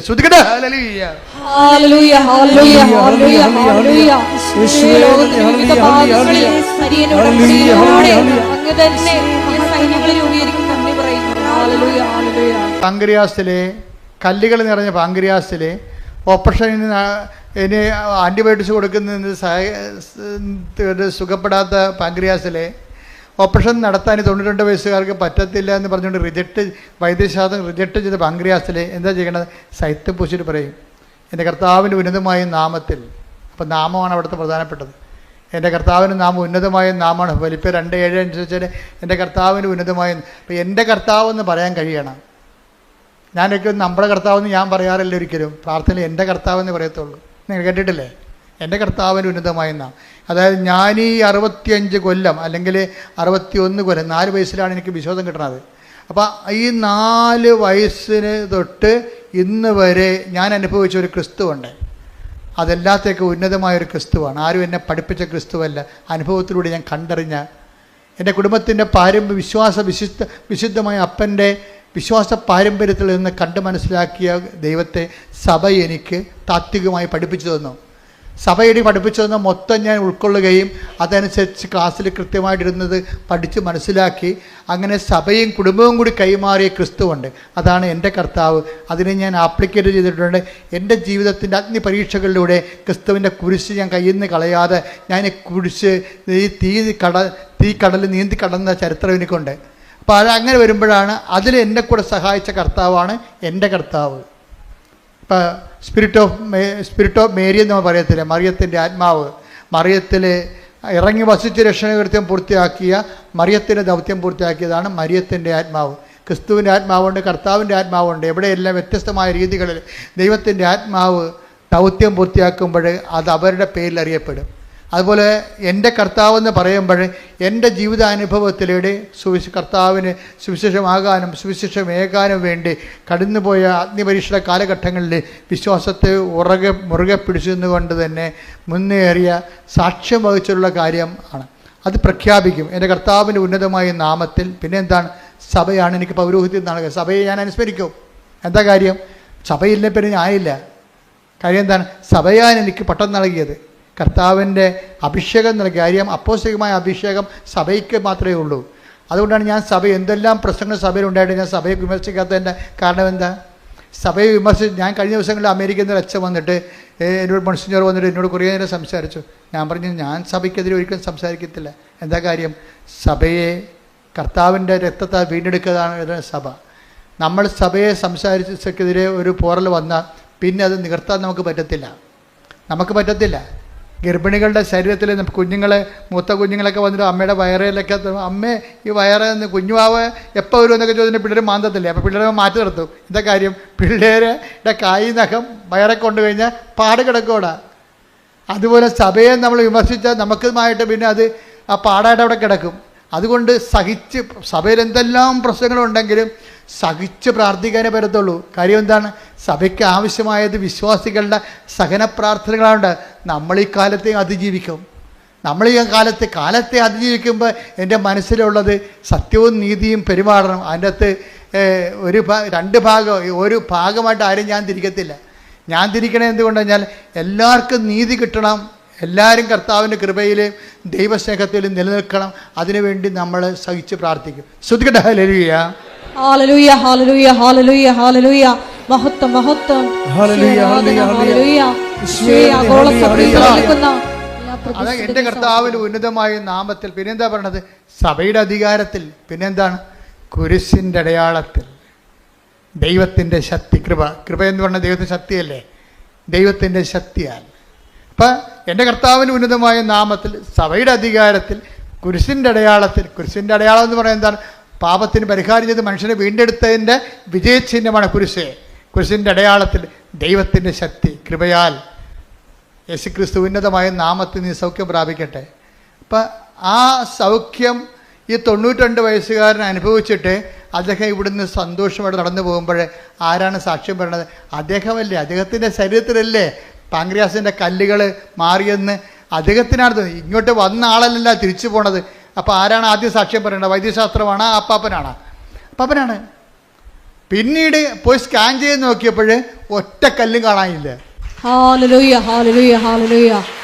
അപ്പം ആ പ്രഥമ സാക്ഷി ആരാണ്? ആ രോഗി അനുഭവിച്ച രോഗിയാണ്. രണ്ടാമത്തെ സാക്ഷിയാണ് ആര്? വൈദ്യശാസ്ത്രം. ഇപ്പോൾ വൈദ്യശാസ്ത്രമാണ് എല്ലാം എന്ന് പറഞ്ഞു കഴിഞ്ഞാൽ രോഗി അപ്രസക്തനാണെന്നും വിവരമില്ലാത്തവനാണെന്നും ചുമ്മാ വിവരമില്ലാത്തവർ കൊട്ടിക്കൊഴിക്കേണ്ടതാണത്. എന്താ പ്രശ്നം എന്ന് വെച്ച് കഴിഞ്ഞാൽ ആ രോഗിയുടെ വിശ്വാസം സ്വീകരിക്കാനുള്ള കഴിവ് നമ്മൾ തള്ളിക്കളഞ്ഞിട്ട് കാര്യമില്ല. അത് കൊണ്ടുപോയി കുറച്ച് മെഷീൻസിന് കൊടുത്തിട്ട് കാര്യമില്ല. വിശ്വാസം ഏറ്റുപറഞ്ഞിട്ട് ആ രോഗി വിശ്വാസം ഏറ്റുപറഞ്ഞത് കൊണ്ടല്ലേ അദ്ദേഹത്തിന് സൗഖ്യം കിട്ടിയത്. അവൻ്റെ വിശ്വാസത്തെയാണ് നമ്മൾ സാക്ഷീകരിക്കേണ്ടത്, അല്ല വൈദ്യശാസ്ത്രത്തിൻ്റെ കയ്യിരിക്കണ മെഷീൻസിനല്ല. നീ പറഞ്ഞത് കേട്ടിട്ട് 10 പേര് ക്രിസ്തുവിനെ അറിഞ്ഞെന്ന് പറഞ്ഞാൽ തീർച്ചയായിട്ടും അത് ഏറ്റവും വലിയ കാര്യമാണ്. അതൊന്നും നടക്കാതെ ചുമ്മാ വായി തോന്നനെല്ലാം വിളിച്ചു പറഞ്ഞുകൊണ്ട് ദൈവിക നടപടികൾ വിമർശിക്കാൻ പോയാൽ അവർ വിശ്വാസികളല്ല, വിശ്വാസികളെക്കാൾ തരം താഴ്ന്നവരാണ്. ഓർക്കുക, നിങ്ങളുടെ ഉടമ്പടിയുടെ തലയെന്ന് പറയുന്നത് എന്താണ്? അത് സുവിശേഷ വിശ്വാസ കൈമാറ്റമാണ്. ഇതിൻ്റെ ഹൃദയം എന്ന് പറഞ്ഞാൽ എന്താ? തല എന്താണ്? വിശ്വാസ കൈമാറ്റം. അല്ല നിങ്ങൾ പ്രത്യക്ഷീകരണ പ്രാർത്ഥന ചൊല്ലിയിട്ട് ഇങ്ങനെ ഞാൻ 350 പ്രാവശ്യം പ്രത്യക്ഷീകരണ പ്രാർത്ഥന ചൊല്ലി ഞാനെടുത്ത് മരിച്ചു തെങ്ങാമുട്ടത്തൊരു എറിയും, അല്ല എന്ത് ചെയ്യാനാണ് ഈ സാധനത്തിന്? ഇതിനൊന്നും അറിയത്തില്ല. ഞാൻ 350 പ്രാവശ്യം പ്രത്യക്ഷീകരണ പ്രാർത്ഥന ചൊല്ലിയെന്നാണ്. നീ ഒരു പ്രാവശ്യം ചെല്ലിയാൽ മതി, അതേ പറഞ്ഞിട്ടുള്ളൂ. പിന്നെ എന്താണ് പറയെന്താ? രണ്ടാമത്തത് അവൻ പറയണ പോലെ ചെയ്യണം. എന്ത് ചെയ്യണം? ആദ്യം വിശ്വാസ കൈമാറ്റം നടത്തണം. അതിന് നിനക്ക് സംസാരിക്കാൻ അറിയാൻ പാടില്ലെങ്കിൽ 18 ഭാഷ പത്രമുണ്ട്, അതുകൊണ്ട് കൊടുത്തിട്ട് കാര്യം പറയണം നിങ്ങൾ. പിന്നെന്താ ചെയ്യേണ്ടത്? പിന്നെ ചെയ്യേണ്ടത് രണ്ടാമത്തെ കാര്യം എന്താണ്? അവൻ പറയണ പോലെ ചെയ്യണം. അത് ഹൃദയം എന്താണ്? നിൻ്റെ കാരുണ്യപ്രവൃത്തികളാണ്. കാരുണ്യപ്രവൃത്തികളാണ് നിൻ്റെ ഹൃദയം. ഉടമ്പടിയുടെ തലയെന്ന് പറയണത് വിശ്വാസ കൈമാറ്റവും ഉടമ്പടിയുടെ ഹൃദയം എന്ന് പറയണത് കാരുണ്യപ്രവൃത്തികളുമാണ്. ആ കാരുണ്യപ്രവൃത്തികളെന്ന് പറയുമ്പോൾ ജാതിയും മതവും നോക്കാതെ ആവശ്യക്കാരനെ കണ്ടെത്തി, കാരണം നിങ്ങളുടെ ബന്ധുക്കൾക്കും സ്വന്തപ്പെട്ടവരും കൊടുക്കണമല്ല. ഉടമ്പടി ഹൃദയം എന്ന് പറയണത് നിന്റെ നീ അനുഭവിക്കുന്ന ദൈവസ്നേഹത്തെ മറ്റു മക്കൾക്ക്, ആവശ്യക്കാർക്ക് ജാതി മതം നോക്കാതെ കൈമാറണം. രോഗികൾക്കായാലും ആവശ്യത്തിൽ ഇരിക്കുന്നവർക്കായാലും ആരായാലും. അത് എന്തെങ്കിലും തരത്തിലുള്ള ചെറിയ തരികിട പരിപാടിയല്ല, നിനക്ക് ചെയ്യാൻ പറ്റും. നിൻ്റെ കപ്പാസിറ്റി അനുസരിച്ചാണ് അവരെ സഹായിക്കേണ്ടത്. നിൻ്റെ കപ്പാസിറ്റി അനുസരിച്ച് അത് ചെയ്യണം. എന്താ? ദൈവസ്നേഹത്തോടെ ചെയ്യണം. അതാണ് എൻ്റെ ഹൃദയം എന്ന് പറയണത്. അപ്പം അങ്ങനെയാണെങ്കിൽ പിന്നെ എന്താ സംഭവം? പെട്ടെന്നാണ് ഉടമ്പടി പുതുക്കപ്പെടുന്നത്. ഉടമ്പടി കൃപാസനത്തിൽ വന്ന് പുതുക്കുന്നതിനേക്കാൾ ഉപരി നിൻ്റെ ജീവിതം ഉടമ്പടി പ്രകാരമാണെങ്കിൽ നിൻ്റെ ജീവിതം തന്നെ പുതുക്കിക്കൊണ്ടേയിരിക്കും. ദൈവം പുതുക്കിക്കൊണ്ടേയിരിക്കും. അപ്പോഴതുകൊണ്ട് ഇതിൽ പ്രാർത്ഥനയുണ്ട്, പ്രയോഗമുണ്ട്, അതേസമയം തന്നെ പ്രഖ്യാപനങ്ങളുണ്ട്. ഇതെല്ലാം ദൈവത്തിൻ്റെ സ്നേഹത്തോടെ ചെയ്ത് ഉടമ്പടി സിൽവർ ഗ്രേയിലേക്ക് വരുമ്പോൾ നീ നല്ല 90% ഇവാഞ്ചലിസ്റ്റ് ആയിരിക്കണം. ആരാണ്? വിശ്വാസം കൈമാറും ദൈവസ്നേഹത്തോടെ വക്താവായിരിക്കണം. ഇവാഞ്ചലിസ്റ്റ് എന്ന് പറയുമ്പോൾ നീ ഒരിക്കൽ ചിലപ്പോൾ ആ പേര് കൊണ്ട് തെറ്റിദ്ധരിക്കും. ഞാൻ ഉദ്ദേശിക്കുന്നത് ദൈവസ്നേഹത്തിൻ്റെ വക്താവെന്നാണ് ഞാൻ ഉദ്ദേശിക്കണത്. നീ ഉടമ്പടി സിൽവർ ഗ്രേയിൽ വരുമ്പോൾ നിൻ്റെ വിഷയത്തെക്കാൾ ഉപരി ദൈവമായിരിക്കണം നിൻ്റെ 90% വിഷയം. ഞാൻ പറയും അങ്ങനെയുള്ളവർ നോക്കിയിട്ടാണ് ഇത് ഉടമ്പടി പുതുക്കി കൊടുക്കുക. ഇപ്പോൾ ഈ ഇന്ദ്രനീലം എന്ന് പറഞ്ഞുകൊണ്ട് ഒരു കളർ വരുന്നുണ്ട് ഉടമ്പടിയിൽ. ഇന്ദ്രനീലം എന്ന് വെച്ചാൽ എന്താണത്? അതായത് നമ്മളുടെ നല്ല കടുന്നീലമില്ലേ, ഈ പുസ്തകമൊക്കെ ഈ നമ്മുടെ പുറപ്പാടിൻ്റെ പുസ്തകത്തിലൊക്കെ വാഗ്ദാന പേടകം മൂടണത് ഇന്ദ്രനീലം കൊണ്ടാണ്, കടുന്നീലം കൊണ്ടാണ്. അപ്പോൾ കടുന്നീലം ഒരു കളറിനെ കുറിച്ച് ഞാൻ ആലോചിക്കുന്നുണ്ട്. സിൽവർ ഗ്രേയിലുള്ള ആൾക്കാർ അവരൊക്കെ പുതുക്കി കൊടുക്കും. അവർ കടുന്നീല കളറിലേക്ക് വരും. എന്ന് വെച്ചാൽ ഇന്ദ്രനീലം വാഗ്ദാന പേടകം മൂടുന്ന കളറിലേക്ക് വരും. അത് വരുമ്പോൾ എന്ത് ചെയ്യും? അവർ പൂർണ്ണമായിട്ടും കൃപ നിറഞ്ഞവളും അവർ തന്നെ വിശ്വാസ കൈമാറ്റം പ്രധാനപ്പെട്ട ലക്ഷ്യമായിട്ട് മാറുന്ന ഒരാൾക്കാരാണ് പുതുക്കി. അല്ലാതെ ഇപ്പോഴും മകൾക്ക് പേരക്കിടാവിന് കേന്ദ്ര വിദ്യാലയത്തിൽ ഇത് കിട്ടണം, വീട്ടിലെ ഓഹരി കിട്ടണം എന്നൊക്കെ പറഞ്ഞ് നടക്കുന്ന ആൾക്കാരില്ലേ, അവർക്കിത് പുതുക്കിയിട്ട് കാര്യമില്ല. അതുകൊണ്ടാണ്. അപ്പോൾ ദൈവത്തിന് വേണ്ടി ജീവിക്കുന്നവർക്ക് ഉടമ്പടി പുതുക്കി കൊടുക്കൊണ്ടിരിക്കാം. ഏതാണ്? ഈ സിൽവർ ഗ്രേയും പിന്നെയും പുതുക്കി കൊടുക്കും. അതുകൊണ്ട് നിങ്ങൾ നല്ല അച്ഛൻ പറയുന്നത് മുഴുവനും ശരിയാണ്. ഞാനൊന്നും ചിന്തിക്കാതെയും ആലോചിക്കാതെയും കാര്യങ്ങൾ മനസ്സിലാക്കാതെയും പറയത്തില്ല. എല്ലാ വിഷയത്തിൻ്റെ മേലും നിങ്ങൾക്ക് വലിയ ദൈവാനുഗ്രഹം ഉണ്ടാകട്ടെ. കർത്താവിൻ്റെ കൃപയിൽ നിങ്ങൾ വളർന്ന് ആദ്യം ദൈവരാജ്യം അതിൻ്റെ നീതിയും നിറവേറ്റാനുള്ള അത്യാവശ്യാഭിഷേകം നിങ്ങൾക്ക് ലഭിച്ചു കഴിഞ്ഞാൽ ബാക്കിയുള്ളതെല്ലാം ദൈവം ചേർത്ത് നടക്കുന്നത് ഈ 6 കാര്യമായിരിക്കത്തില്ല. ഒരു ഒറ്റ ശ്വാസത്തിൽ ഒരു പെങ്കൊച്ച് കഴിഞ്ഞ ദിവസങ്ങളിൽ 14 സാക്ഷ്യം പറഞ്ഞു. അപ്പോൾ 6 കാര്യങ്ങളാണ് നടക്കുന്നത്. 6ഒന്നുമല്ല, എത്ര വേണമെങ്കിലും ദൈവം ചെയ്യും. ആദ്യം ദൈവിക കാര്യങ്ങൾ ക്രമീകരിക്കുക. എഴുന്നേൽക്കുക. പരിശുദ്ധ പരമ ദിവ്യകാരുണ്യത്തിന് ആരാധനയും സ്തുതിയും പുകഴ്ചയും ഉണ്ടായിരിക്കട്ടെ. പരിശുദ്ധ പരമ ദിവ്യകാരുണ്യത്തിന് ആരാധനയും സ്തുതിയും പുകഴ്ചയും ഉണ്ടായിരിക്കട്ടെ. നമുക്ക് 5 മിനിറ്റ് പ്രാർത്ഥന, അച്ഛനും സിസ്റ്ററും 5 മിനിറ്റ് പ്രാർത്ഥിക്കും. അതിനുശേഷം രോഗസൗഖ്യ പ്രാർത്ഥന. കർത്താവിൻ്റെ ഉന്നതമായ നാമത്തിൽ നമ്മെ ഓരോരുത്തരെയും പരിശുദ്ധ കൃപാസന മാതാവിൻ്റെ സംരക്ഷണയിൽ ഈ ദിവ്യകാരുണ്യനാഥനെ സമർപ്പിച്ച് പ്രാർത്ഥിക്കാം. ഇന്നത്തെ ഓരോ നിമിഷവും ഉടമ്പടിയുടെ ആത്മാവിനെ കുറിച്ച് അച്ഛൻ നമ്മളോട് സംസാരിച്ചു. ഈശോയെ, അവിടുത്തെ കൈമാറുവാൻ വേണ്ടി ഓരോ നിമിഷവും ഞങ്ങളെ സഹായിക്കണമേ. അവിടുന്ന് ഞങ്ങൾക്ക് നൽകിയിരിക്കുന്ന ഈ ജീവിതം അവിടുത്തെ നാമത്തെ മഹത്വപ്പെടുത്തുവാൻ വേണ്ടി ഞങ്ങളെ സഹായിക്കണമേ.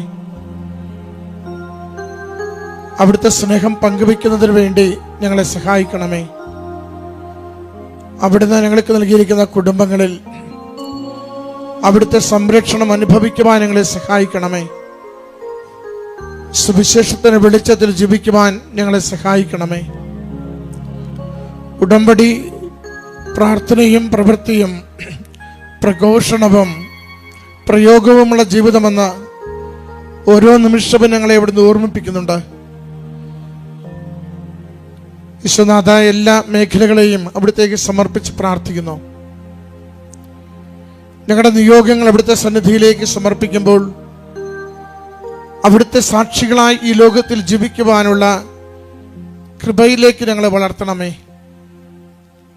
താൽക്കാലിക നന്മകൾക്ക് വേണ്ടി ഞങ്ങൾ പ്രാർത്ഥിക്കുമ്പോൾ നിത്യമായി നിലനിൽക്കുന്ന സമാധാനത്തിലേക്ക് ഞങ്ങളുടെ ജീവിതങ്ങളെ ഉയർത്തുവാൻ അവിടുന്ന് കൃപയാകണമേ. നിഷ്കളങ്കമായി അവിടുത്തെ സ്നേഹിക്കുവാൻ സഹായിക്കണമേ. അങ്ങിൽ ആശ്രയിച്ച ജീവിതത്തിന്റെ ഓരോ അവസ്ഥകളെയും സമർപ്പിക്കുവാൻ ഞങ്ങളെ സഹായിക്കണമേ. അവിടുത്തെ വിശുദ്ധ വസ്തുക്കളാൽ ഞങ്ങൾ പ്രാർത്ഥിക്കുമ്പോൾ അവിടുത്തെ ഉന്നതമായ നാമത്തിന്റെ ശക്തി അതിലൂടെ പ്രകടമാക്കുവാൻ ഞങ്ങളെ സഹായിക്കണമേ. കർത്താവേ, അവിടുത്തെ നാമം മഹത്വപ്പെടട്ടെ.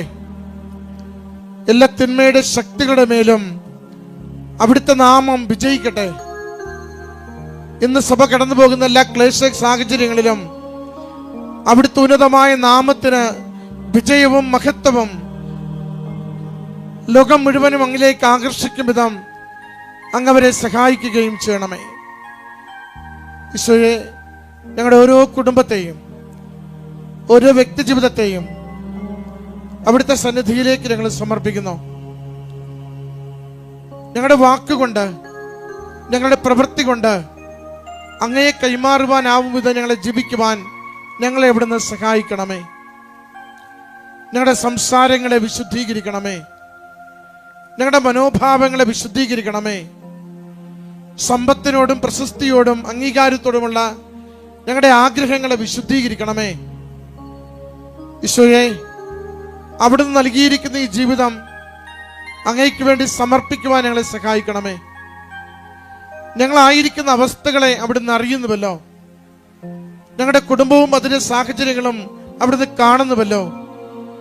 ക്ലേശപൂർണമായ സഹനങ്ങളേറെയുള്ള രോഗത്തിന്റെയും ദാരിദ്ര്യത്തിന്റെയും കടബാധ്യതകളുടെയും തൊഴിലില്ലായ്മയുടെയും പരാജയങ്ങളുടെയും ഒറ്റപ്പെടലിന്റെയും എല്ലാ അവസ്ഥകളെയും അവിടുന്ന് അറിയുന്നുവല്ലോ. ഈശോയെ, ഞങ്ങൾ എത്ര കണ്ട് ക്ലേശത്തിലൂടെ കടന്നു പോകുമ്പോഴും അവിടുത്തെ ഉന്നതമായ നാമത്തെ സ്തോത്രം ചെയ്യുന്നു. അവിടുത്തെ ഉന്നതമായ നാമത്തിൽ ആഗ്രഹിച്ച് ആശ്രയിച്ച് വിശ്വസിക്കുന്നു. ഇന്ന് എന്തായിരുന്നാലും ഗുണകരമായി മാറ്റിത്തരുവാൻ അവിടുത്തെ നാമത്തിന് ശക്തിയുണ്ടെന്ന് ഞങ്ങൾ വിശ്വസിച്ചേറ്റു പറയുന്നു. കർത്താവേ, ഉടമ്പടിയിലായിരിക്കുന്ന ഞങ്ങളെ സുവിശേഷത്തിന്റെ പ്രഘോഷകരായി വളർത്തുവാൻ സഹായിക്കണമേ. കർത്താവേ, ഉടമ്പടിയിൽ ജീവിക്കുന്ന ഞങ്ങളെ ദൈവസ്നേഹം പങ്കുവെക്കുന്നവരായി ഞങ്ങളുടെ കുടുംബങ്ങളിലും സമൂഹത്തിലും അവിടുന്ന് വളർത്തുവാൻ സഹായിക്കണമേ. ഞങ്ങളുടെ സ്വാർത്ഥതകളെ, ഞങ്ങളുടെ ആസക്തികളെ, ഞങ്ങളുടെ കലഹപ്രകൃതങ്ങളെ, ഞങ്ങളുടെ ദേഷ്യപ്രകൃതിയെ, ഞങ്ങളുടെ മന്ദതയെ ഈശോയെ മാറ്റിത്തന്നുകൊണ്ട് അവിടുത്തെ കാരുണ്യത്തിൽ ഞങ്ങളെ ഓരോരുത്തരെയും ചേർത്ത് വയ്ക്കണമേ. ഈശോയെ, അഗതികളോടും അനാഥരോടും രോഗികളോടും വിധവകളോടും ഉള്ളതിലെ പങ്കുവയ്ക്കുവാൻ ഞങ്ങളെ സഹായിക്കണമേ. ഹൃദയപൂർവം സ്നേഹിക്കുവാൻ ഞങ്ങളെ സഹായിക്കണമേ. അങ്ങ് നൽകിയത് മാത്രമേ ഞങ്ങൾക്കുള്ളൂ. ഈശോയെ, ഞങ്ങളുടെ മെറിറ്റ് അല്ല, അങ്ങയുടെ കൃപ മാത്രം, അങ്ങയുടെ കൃപ മാത്രം ഞങ്ങളുടെ ജീവിതമെന്ന് തിരിച്ചറിയുവാൻ ഞങ്ങളെ സഹായിക്കണമേ. മക്കളെ, എല്ലാ നിയോഗങ്ങളെയും ഈശ്വര കരങ്ങളിലേക്ക് കൊടുത്തുകൊണ്ട് എല്ലാ ജീവിതാവസ്ഥകളെയും തമ്പുരാന്റെ കരങ്ങളിലേക്ക് വിട്ടുകൊടുത്തുകൊണ്ട് അവിടുത്തെ സുവിശേഷത്തിന്റെ സാക്ഷിയാകുവാൻ, അമ്മ മാതാവിന്റെ പ്രത്യക്ഷീകരണത്തിന്റെ സാക്ഷിയാകുവാൻ ഈ കാലത്തിൽ, ഈ ലോകത്തിൽ നമ്മെ ഓരോരുത്തരെയും നയിക്കണമേ എന്ന് ഈശോയോട് പ്രാർത്ഥിച്ചുകൊണ്ട് ഇപ്പോൾ ഉടമ്പടി ജീവിതത്തിൽ നമ്മൾ നേരിടുന്ന എല്ലാ വെല്ലുവിളികളെയും, എല്ലാ മാന്ദ്യത്തെയും, എല്ലാ പ്രയാസങ്ങളെയും ഈശോയുടെ ആലോചന ചോദിച്ചുകൊണ്ട് അവ തിരുത്തുവാൻ തീരുമാനിച്ചുകൊണ്ട് കൂടുതൽ വിശ്വസ്തതയിൽ, കൂടുതൽ ദൈവസ്നേഹത്തിൽ, കൂടുതൽ ആത്മാർത്ഥതയോടുകൂടി ദൈവനാമത്തെ പ്രഘോഷിക്കുന്നതിന് നമ്മളെ സഹായിക്കണമേ എന്ന് അവിടുത്തോട് നമുക്ക് പ്രാർത്ഥിക്കാം. സ്തുതിച്ച് പ്രാർത്ഥിച്ച് നമ്മുടെ ജീവിതങ്ങളെയും ഉടമ്പടി പ്രകാരമുള്ള നിയോഗങ്ങളെയും യേശുവിന്റെ സാക്ഷികളാകുവാൻ, ലോകത്തിന്റെ അതിർത്തിയോളം അവിടുത്തെ എത്തിക്കുവാൻ, വാക്കുകൊണ്ട് പറയുവാനാവാത്തത് കൃപാസനം പത്രത്തിലൂടെ പങ്കുവെക്കുവാൻ നമ്മളെ ശക്തിപ്പെടുത്തണമെന്ന് പ്രാർത്ഥിച്ചുകൊണ്ട് ഒരുമിച്ച് സ്തുതിക്കട്ടെ. ഹല്ലേലൂയ. യേശുവേ സ്തുതി കർത്താവേ, ആരാധന മഹത്വം കർത്താവേ, സ്തുതി കർത്താവേ, ആരാധന മഹത്വം കർത്താവേ, സ്തുതി കർത്താവേ, ആരാധന ആരാധന ആരാധന കർത്താവേ, ഹല്ലേലൂയ കർത്താവേ, സ്തുതി സ്തുതി സ്തുതി കർത്താവേ. പരമ ദിവ്യ കാരുണ്യത്തിന് പരിശുദ്ധ പരമ ദിവ്യ കാരുണ്യത്തിന് ആരാധനയും സ്തുതിയും പുകഴ്ചയും ഉണ്ടായിരിക്കട്ടെ. പരിശുദ്ധ പരമ ദിവ്യ കാരുണ്യത്തിന് ആരാധനയും സ്തുതിയും പുകഴ്ചയും ഉണ്ടായിരിക്കട്ടെ. ഹെബ്രായർ 6:1 തിരുവചനത്തിലൂടെ നമുക്കൊന്ന് ചേർന്ന് പ്രാർത്ഥിക്കാം. ക്രിസ്തുവചനത്തിൻ്റെ പ്രഥമ പാഠങ്ങൾ പിന്നിട്ടുകൊണ്ട് പക്വതയിലേക്ക് വളരുവാനുള്ള വലിയ അഭിഷേകത്തിനായി ആഗ്രഹിച്ച് നമുക്ക് ഹൃദയത്തിൽ പ്രാർത്ഥിക്കാം. യേശുവിൻ്റെ ശിഷ്യന്മാരോട് അവിടുന്ന് അരുളി ചെയ്തതുപോലെ പിശാചുക്കൾ നിങ്ങൾക്ക് കീഴടങ്ങുന്നു എന്നതിൽ നിങ്ങൾ സന്തോഷിക്കേണ്ട, മറിച്ച് നിങ്ങളുടെ പേരുകൾ സ്വർഗത്തിൽ എഴുതപ്പെട്ടിരിക്കുന്നു എന്നതിനെ ഓർത്ത് നിങ്ങൾ സന്തോഷിക്കുമെന്ന്.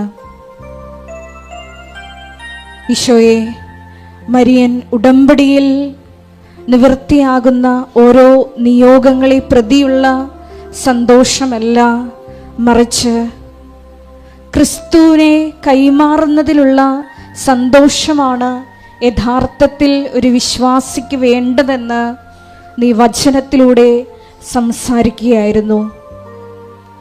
മരിയൻ ഉടമ്പടിയുടെ തല എന്നത് ഈ സുവിശേഷ കൈമാറ്റമാണ്, ക്രിസ്തു കൈമാറ്റമാണ് എന്ന വലിയ വെളിപാടിന് ഞങ്ങൾ നന്ദി പറയുന്നു.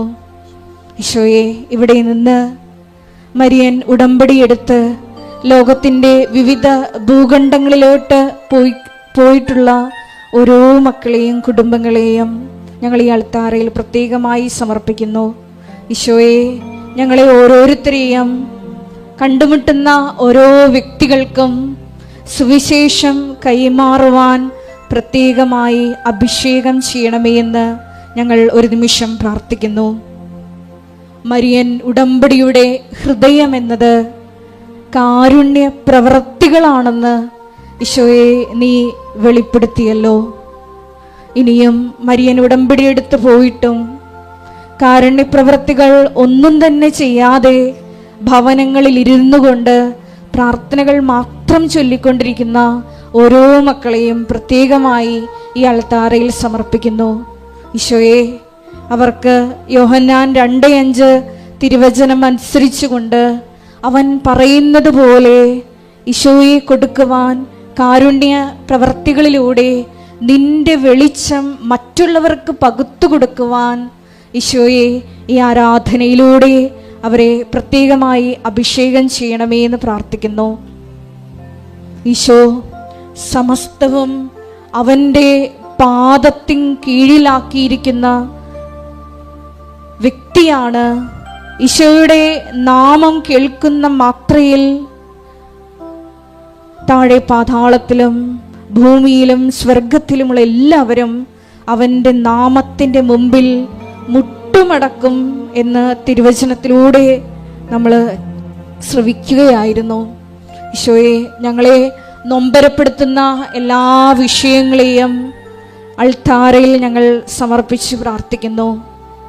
ആ വിഷയങ്ങളുടെയും എല്ലാം മേൽ നീ ജയിച്ചവനാണ്, നീയാണ് കർത്താവെന്ന് ഞങ്ങൾ ഉറക്കെ ഹൃദയം കൊണ്ട് എൻ്റെ കർത്താവാണ് നീ എന്ന് ഞങ്ങൾ അധരം കൊണ്ട് ഏറ്റുപറയുന്നു. ഈശോയെ, പിതാവായ ദൈവത്തിൻ്റെ മഹത്വത്തിനായി ഞങ്ങളുടെ എല്ലാ പ്രതിസന്ധികളെയും, ഞങ്ങൾ ഇന്ന് അഭിമുഖീകരിച്ചു കൊണ്ടിരിക്കുന്ന രോഗാവസ്ഥകളാകാം, ഞങ്ങളെ വിഷമിപ്പിക്കുന്ന വ്യക്തികളാകാം, സാഹചര്യങ്ങളാകാം, എന്തു തന്നെയായാലും ഈശോയെ, അവിടെയെല്ലാം നിന്റെ കൃപ പ്രവർത്തിച്ച് നീയാണ് കർത്താവ്, എൻ്റെ കർത്താവെന്ന് ഉറക്കെ പ്രഖ്യാപിച്ചുകൊണ്ട് ഞങ്ങളെയും സാക്ഷികളായി ഉയർത്തണമേ എന്ന് നമുക്ക് പ്രത്യേകമായിട്ട് പ്രാർത്ഥിക്കാം. പരിശുദ്ധമ്മേ, ദൈവമാതാവേ, ഞങ്ങൾക്ക് വേണ്ടി നീ പ്രത്യേകമായി മധ്യസ്ഥം പ്രാർത്ഥിക്കണമേ എന്ന് ഒരു നിമിഷം ഞങ്ങൾ പ്രാർത്ഥിക്കുന്നു. നമ്മുടെ എല്ലാ വിഷയങ്ങളും സമർപ്പിച്ചുകൊണ്ട് ഒരു നിമിഷം നമുക്ക് ശക്തമായി സ്തുതിക്കാം. ഹല്ലേലൂയ, മഹത്വം മഹത്വം, ആരാധന ആരാധന, ഹല്ലേലൂയ ഹല്ലേലൂയ, യേശുവേ ആരാധന, ഹല്ലേലൂയ ഹല്ലേലൂയ, മഹത്വം മഹത്വം, ആരാധന ആരാധന, ഹല്ലേലൂയ ഹല്ലേലൂയ.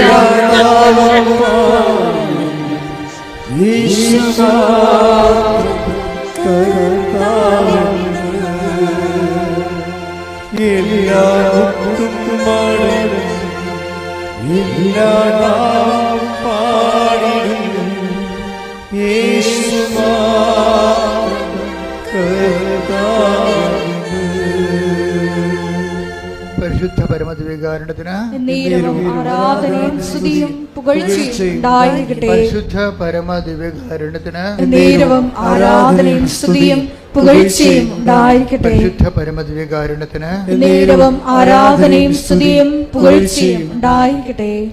പ്രിയമുള്ളവരെ, ഉടമ്പടിയുടെ ശിരസിനെ കുറിച്ചാണ് നമുക്കിന്ന് വെളിപാട് കിട്ടിയത്.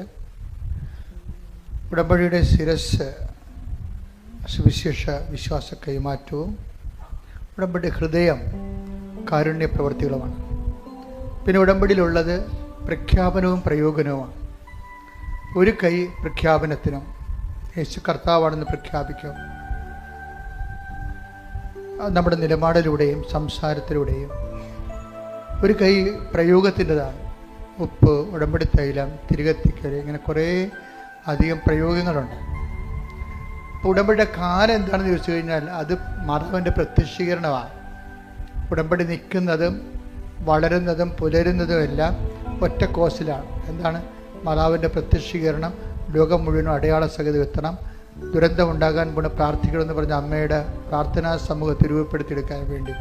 ഉടമ്പടിയുടെ കാലം എന്ന് പറഞ്ഞത് പ്രത്യക്ഷീകരണ പ്രാർത്ഥനയാണ്. പ്രത്യക്ഷ പ്രാർത്ഥന ഇല്ലെങ്കിൽ ആൾ വീണ് പോകും. അതെപ്പോഴും ഓർത്തേക്കണം. എല്ലാത്തിൻ്റെയും പ്രാധാന്യം വളരെ ബാലൻസ്ഡ് ആയിരിക്കണം. ശ്രദ്ധിക്കട്ടെ. ഹല്ലേലൂയ ഹല്ലേലൂയ ഹല്ലേലൂയ ഹല്ലേലൂയ ഹല്ലേലൂയ ഹല്ലേലൂയ, മഹത്വം മഹത്വം, ഹല്ലേലൂയ ഹല്ലേലൂയ ഹല്ലേലൂയ ഹല്ലേലൂയ ഹല്ലേലൂയ ഹല്ലേലൂയ.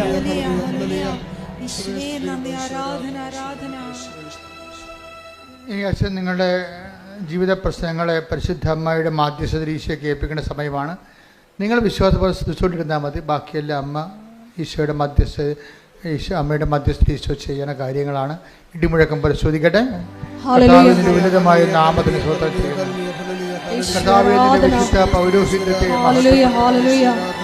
കർത്താവിൽ സഭയിലുള്ള സാന്നിധ്യം പ്രകടമാക്കുക. 38 വർഷം ഞാൻ അർപ്പിച്ച കൃപാന്റെ യുവതിയാണ്.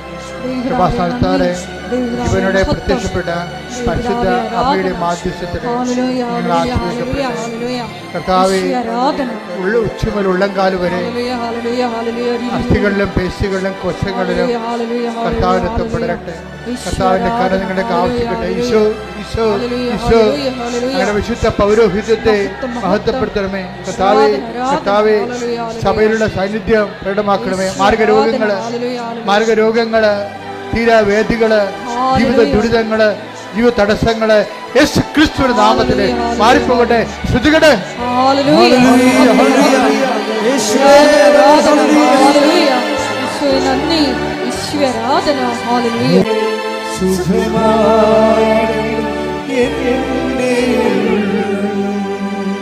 കർത്താവെ, നിന്റെ ഉന്നതമായ നാമത്തിന് സ്വസ്ഥം ചെയ്യുന്നു. കർത്താവെ, ഇപ്പോഴും കൃപാസനത്തിലും ഈ പ്രാർത്ഥന കൂടുമ്പോൾ ഓൺലൈനിലും ഇതുവരെ ഉടമ്പടിയുടെ ചില കാര്യങ്ങൾ ഇപ്പോഴും നടക്കാതിരിക്കുന്നവരുണ്ടെങ്കിൽ അമ്മേ, പരിശുദ്ധമേ, ദേവമാതാവേ, മാതാവിൻ്റെ മധ്യസ്ഥതയിൽ ഈശോൻ്റെ ഉന്നതമായ നാമത്തിൽ ഈ നിമിഷം കർത്താവിൻ്റെ അടിപ്പട പോലെ വൈദാഖാരം ദൈവികമായ ശക്തി അവരിലേക്ക് ആവസിക്കുകയും ജീവിത ദുരിതങ്ങൾ, തടസ്സങ്ങൾ, വിവാഹം നടക്കാത്ത അവസ്ഥകൾ, മക്കൾ ഇല്ലാത്ത അവസ്ഥകൾ, ഭവനമില്ലാത്ത അവസ്ഥകൾ, വഴിയും വീട് സ്ഥലവുമില്ലാത്ത അവസ്ഥകൾ, ജോലിയില്ലാത്ത അവസ്ഥകൾ, പലതരങ്ങളിൽ വിദേശ രാജ്യങ്ങളിലും നമ്മുടെ നാട്ടിലുമൊക്കെ ജോലിക്ക് വേണ്ടി പരിശ്രമിക്കുന്നവരുടെ എല്ലാ പരിശ്രമങ്ങളുടെ തടസ്സങ്ങൾ, അവരെല്ലാവരും ജീവിക്കാനുള്ള മാർഗം നേടിയെടുക്കുവാനും കടകൾ, കമ്പോളങ്ങൾ, വ്യാപാരങ്ങൾ, വ്യവസ്ഥകൾ നടത്തുന്നവർ, ജീവിതമാർഗം മുട്ടിപ്പോയവർ, കർത്താവെ അവരെല്ലാം ഈ നിമിഷം നീ ആശീർവദിക്കണമെന്ന് പ്രാർത്ഥിക്കുന്നു. കർത്താവെ, വഴക്കുകൾ, കേസുകൾ, അതുപോലെ തന്നെ ശിശു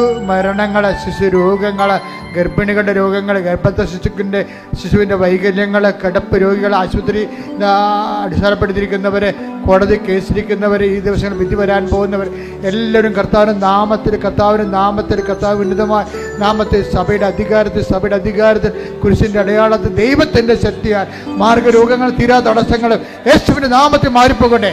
ഹല്ലേലൂയ, ഹല്ലേലൂയ, ഹല്ലേലൂയ. എല്ലാ രോഗങ്ങളും പെട്ടുകൊണ്ട് തടസ്സങ്ങൾ നീക്കൊണ്ട് അങ്ങയുടെ നാമത്തെ ആരാധനയിലൂടെ വീണ്ടും വീണ്ടും മഹത്വപ്പെടുത്തണമേ. മുട്ടി നിൽക്കുക.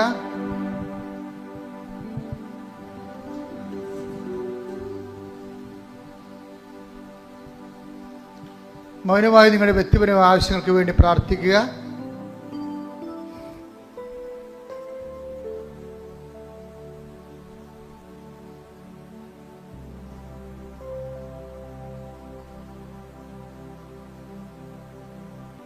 എൻ്റെ പ്രിയപ്പെട്ടവരെ, സമാപന ആശീർവാദത്തിന് സമയമാണ്. മരിയൻ ഉടമ്പടിയിൽ സമർപ്പിച്ചിരിക്കുന്ന എല്ലാ വിഷയങ്ങളും ദേവമാതാവിൻ്റെ മധ്യസ്ഥയിൽ ദിവ്യകാരുണ്യ സന്നിധിയിൽ സമർപ്പിച്ച് പ്രാർത്ഥിച്ചുകൊണ്ട് പരിശുദ്ധ അമ്മയുടെ പ്രത്യക്ഷീകരണത്തിൻ്റെ സ്ഥിരം സാക്ഷികളാക്കി ഞങ്ങളെയും ഞങ്ങളുടെ കുടുംബത്തെയും നിത്യത വരെയും ഉയർത്തി നിലനിർത്തണമേ എന്ന് പ്രാർത്ഥിച്ചുകൊണ്ട് ശിരസ്സ് നമിച്ച് നമുക്ക് ദിവ്യകാരുണ്യ നാഥൻ്റെ ആശീർവാദം സ്വീകരിക്കാം.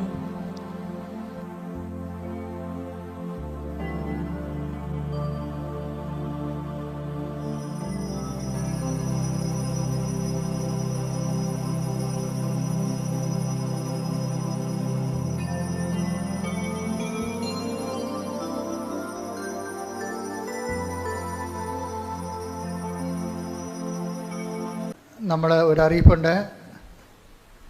എല്ലാ ദിവസവും രാവിലെ 5:30 മണിക്ക് അവർ ഡെയിലി ബ്രെഡ്, അനുദിന അനുഗ്രഹ പ്രാർത്ഥന, പ്രത്യക്ഷ പ്രാർത്ഥനയും അന്നത്തെ സന്ദേശവും അന്നത്തെ പ്രാർത്ഥനയും ഉണ്ട്. അത് മുടങ്ങാതെ എല്ലാവരും കൂടണമെന്ന് പ്രത്യേകം ഓർപ്പിക്കുന്നു. 12 മിനിറ്റ് മാത്രമേ ഉള്ളൂ. അത് നിങ്ങൾ ഷെയർ ചെയ്യുകയും ചെയ്യണം. സുവിശേഷ വേല. അപ്പോൾ നമ്മൾ ഒരു സുവിശേഷ വേല ചെയ്തുകൊണ്ടായിരിക്കണം നിങ്ങൾ ബെഡ്റൂമിൽ നിന്ന് പുറത്ത് വരേണ്ടത്. അത് ഷെയർ ചെയ്യണം മറ്റുള്ളവർക്ക്. അല്ലെങ്കിൽ ചിലർ സ്റ്റാറ്റസ് ഇടുന്നുണ്ട്, അത് ഒത്തിരി നല്ല കാര്യമാണ്. അപ്പോൾ അത് സ്റ്റാറ്റസ് ഇടാൻ പറ്റുന്ന യുവതികളുമാണ്. അപ്പോൾ തീർച്ചയായിട്ടും അവിടെ തലമുറയിൽ അവർ വളരെയേറെ ഹൃദ്യമായ സുവിശേഷ വേലയാണ്. നമ്മുടെ ഈ ഡെയിലി ബ്രെഡ് എന്നുള്ള രാവിലെ 5:30 അച്ഛൻ്റെ ശുശ്രൂഷ സ്റ്റാറ്റസ് ഇടുന്നത്, അങ്ങനെ വ്യത്യസ്തമായ ഏതെല്ലാം രീതിയിൽ ദൈവസംഘത്തിൻ്റെ പ്രവർത്തനങ്ങൾ വിശ്വാസം കൈമാറാൻ കഴിയും. അതെല്ലാം ചെയ്യാൻ നിങ്ങൾക്ക് കഴിയട്ടെ എന്ന് പ്രാർത്ഥിക്കുന്ന അച്ഛനെ കാണാൻ ഉദ്ദേശിക്കുന്നവർ ഓഫീസിൽ വിളിച്ച് ചോദിക്കണം. നല്ലതാണ്, നല്ലൊരു മസ്റ്റാണ്. അത് മിക്കവാറും രാവിലെ ആക്കാൻ വേണ്ടി ശ്രദ്ധിക്കണം. വരുന്നതൊക്കെ അച്ഛനെ കാണാൻ വരുന്നവർ രാവിലെ തന്നെ വരണം. ഉടമ്പടി എടുക്കാത്തവരാണെങ്കിൽ ആദ്യത്തെ ഉടമ്പടിക്ക് എടുക്കാൻ വേണ്ടിയാണ്. എടുത്തു കഴിഞ്ഞാൽ തീർച്ചയായിട്ടും അവർക്ക് ഉച്ച കഴിഞ്ഞെങ്കിലും കാണാൻ പറ്റും. വിഷയം സീരിയസ് ആകണം. സീരിയസ് ആയതിൻ്റെ രേഖകൾ നിങ്ങളുടെ കയ്യിലുണ്ടാകണം. അത് ഓഫീസിന് ബോധ്യപ്പെടുകയും ചെയ്യണം. അച്ഛനെ കാണുന്നത് ഉടമ്പടിയുടെ ഒരു ലക്ഷ്യം പോലും അല്ല. ഉടമ്പടിയുടെ ലക്ഷ്യം എന്താണെന്ന് നിങ്ങൾക്കറിയാമല്ലോ. അത് അവൻ പറയണ പോലെ ചെയ്തുകൊണ്ട് സുവിശേഷത്തിൻ്റെ സാക്ഷിയാവുകയാണ് ഉടമ്പടി ലക്ഷ്യം. ഉടമ്പടി തന്നെ.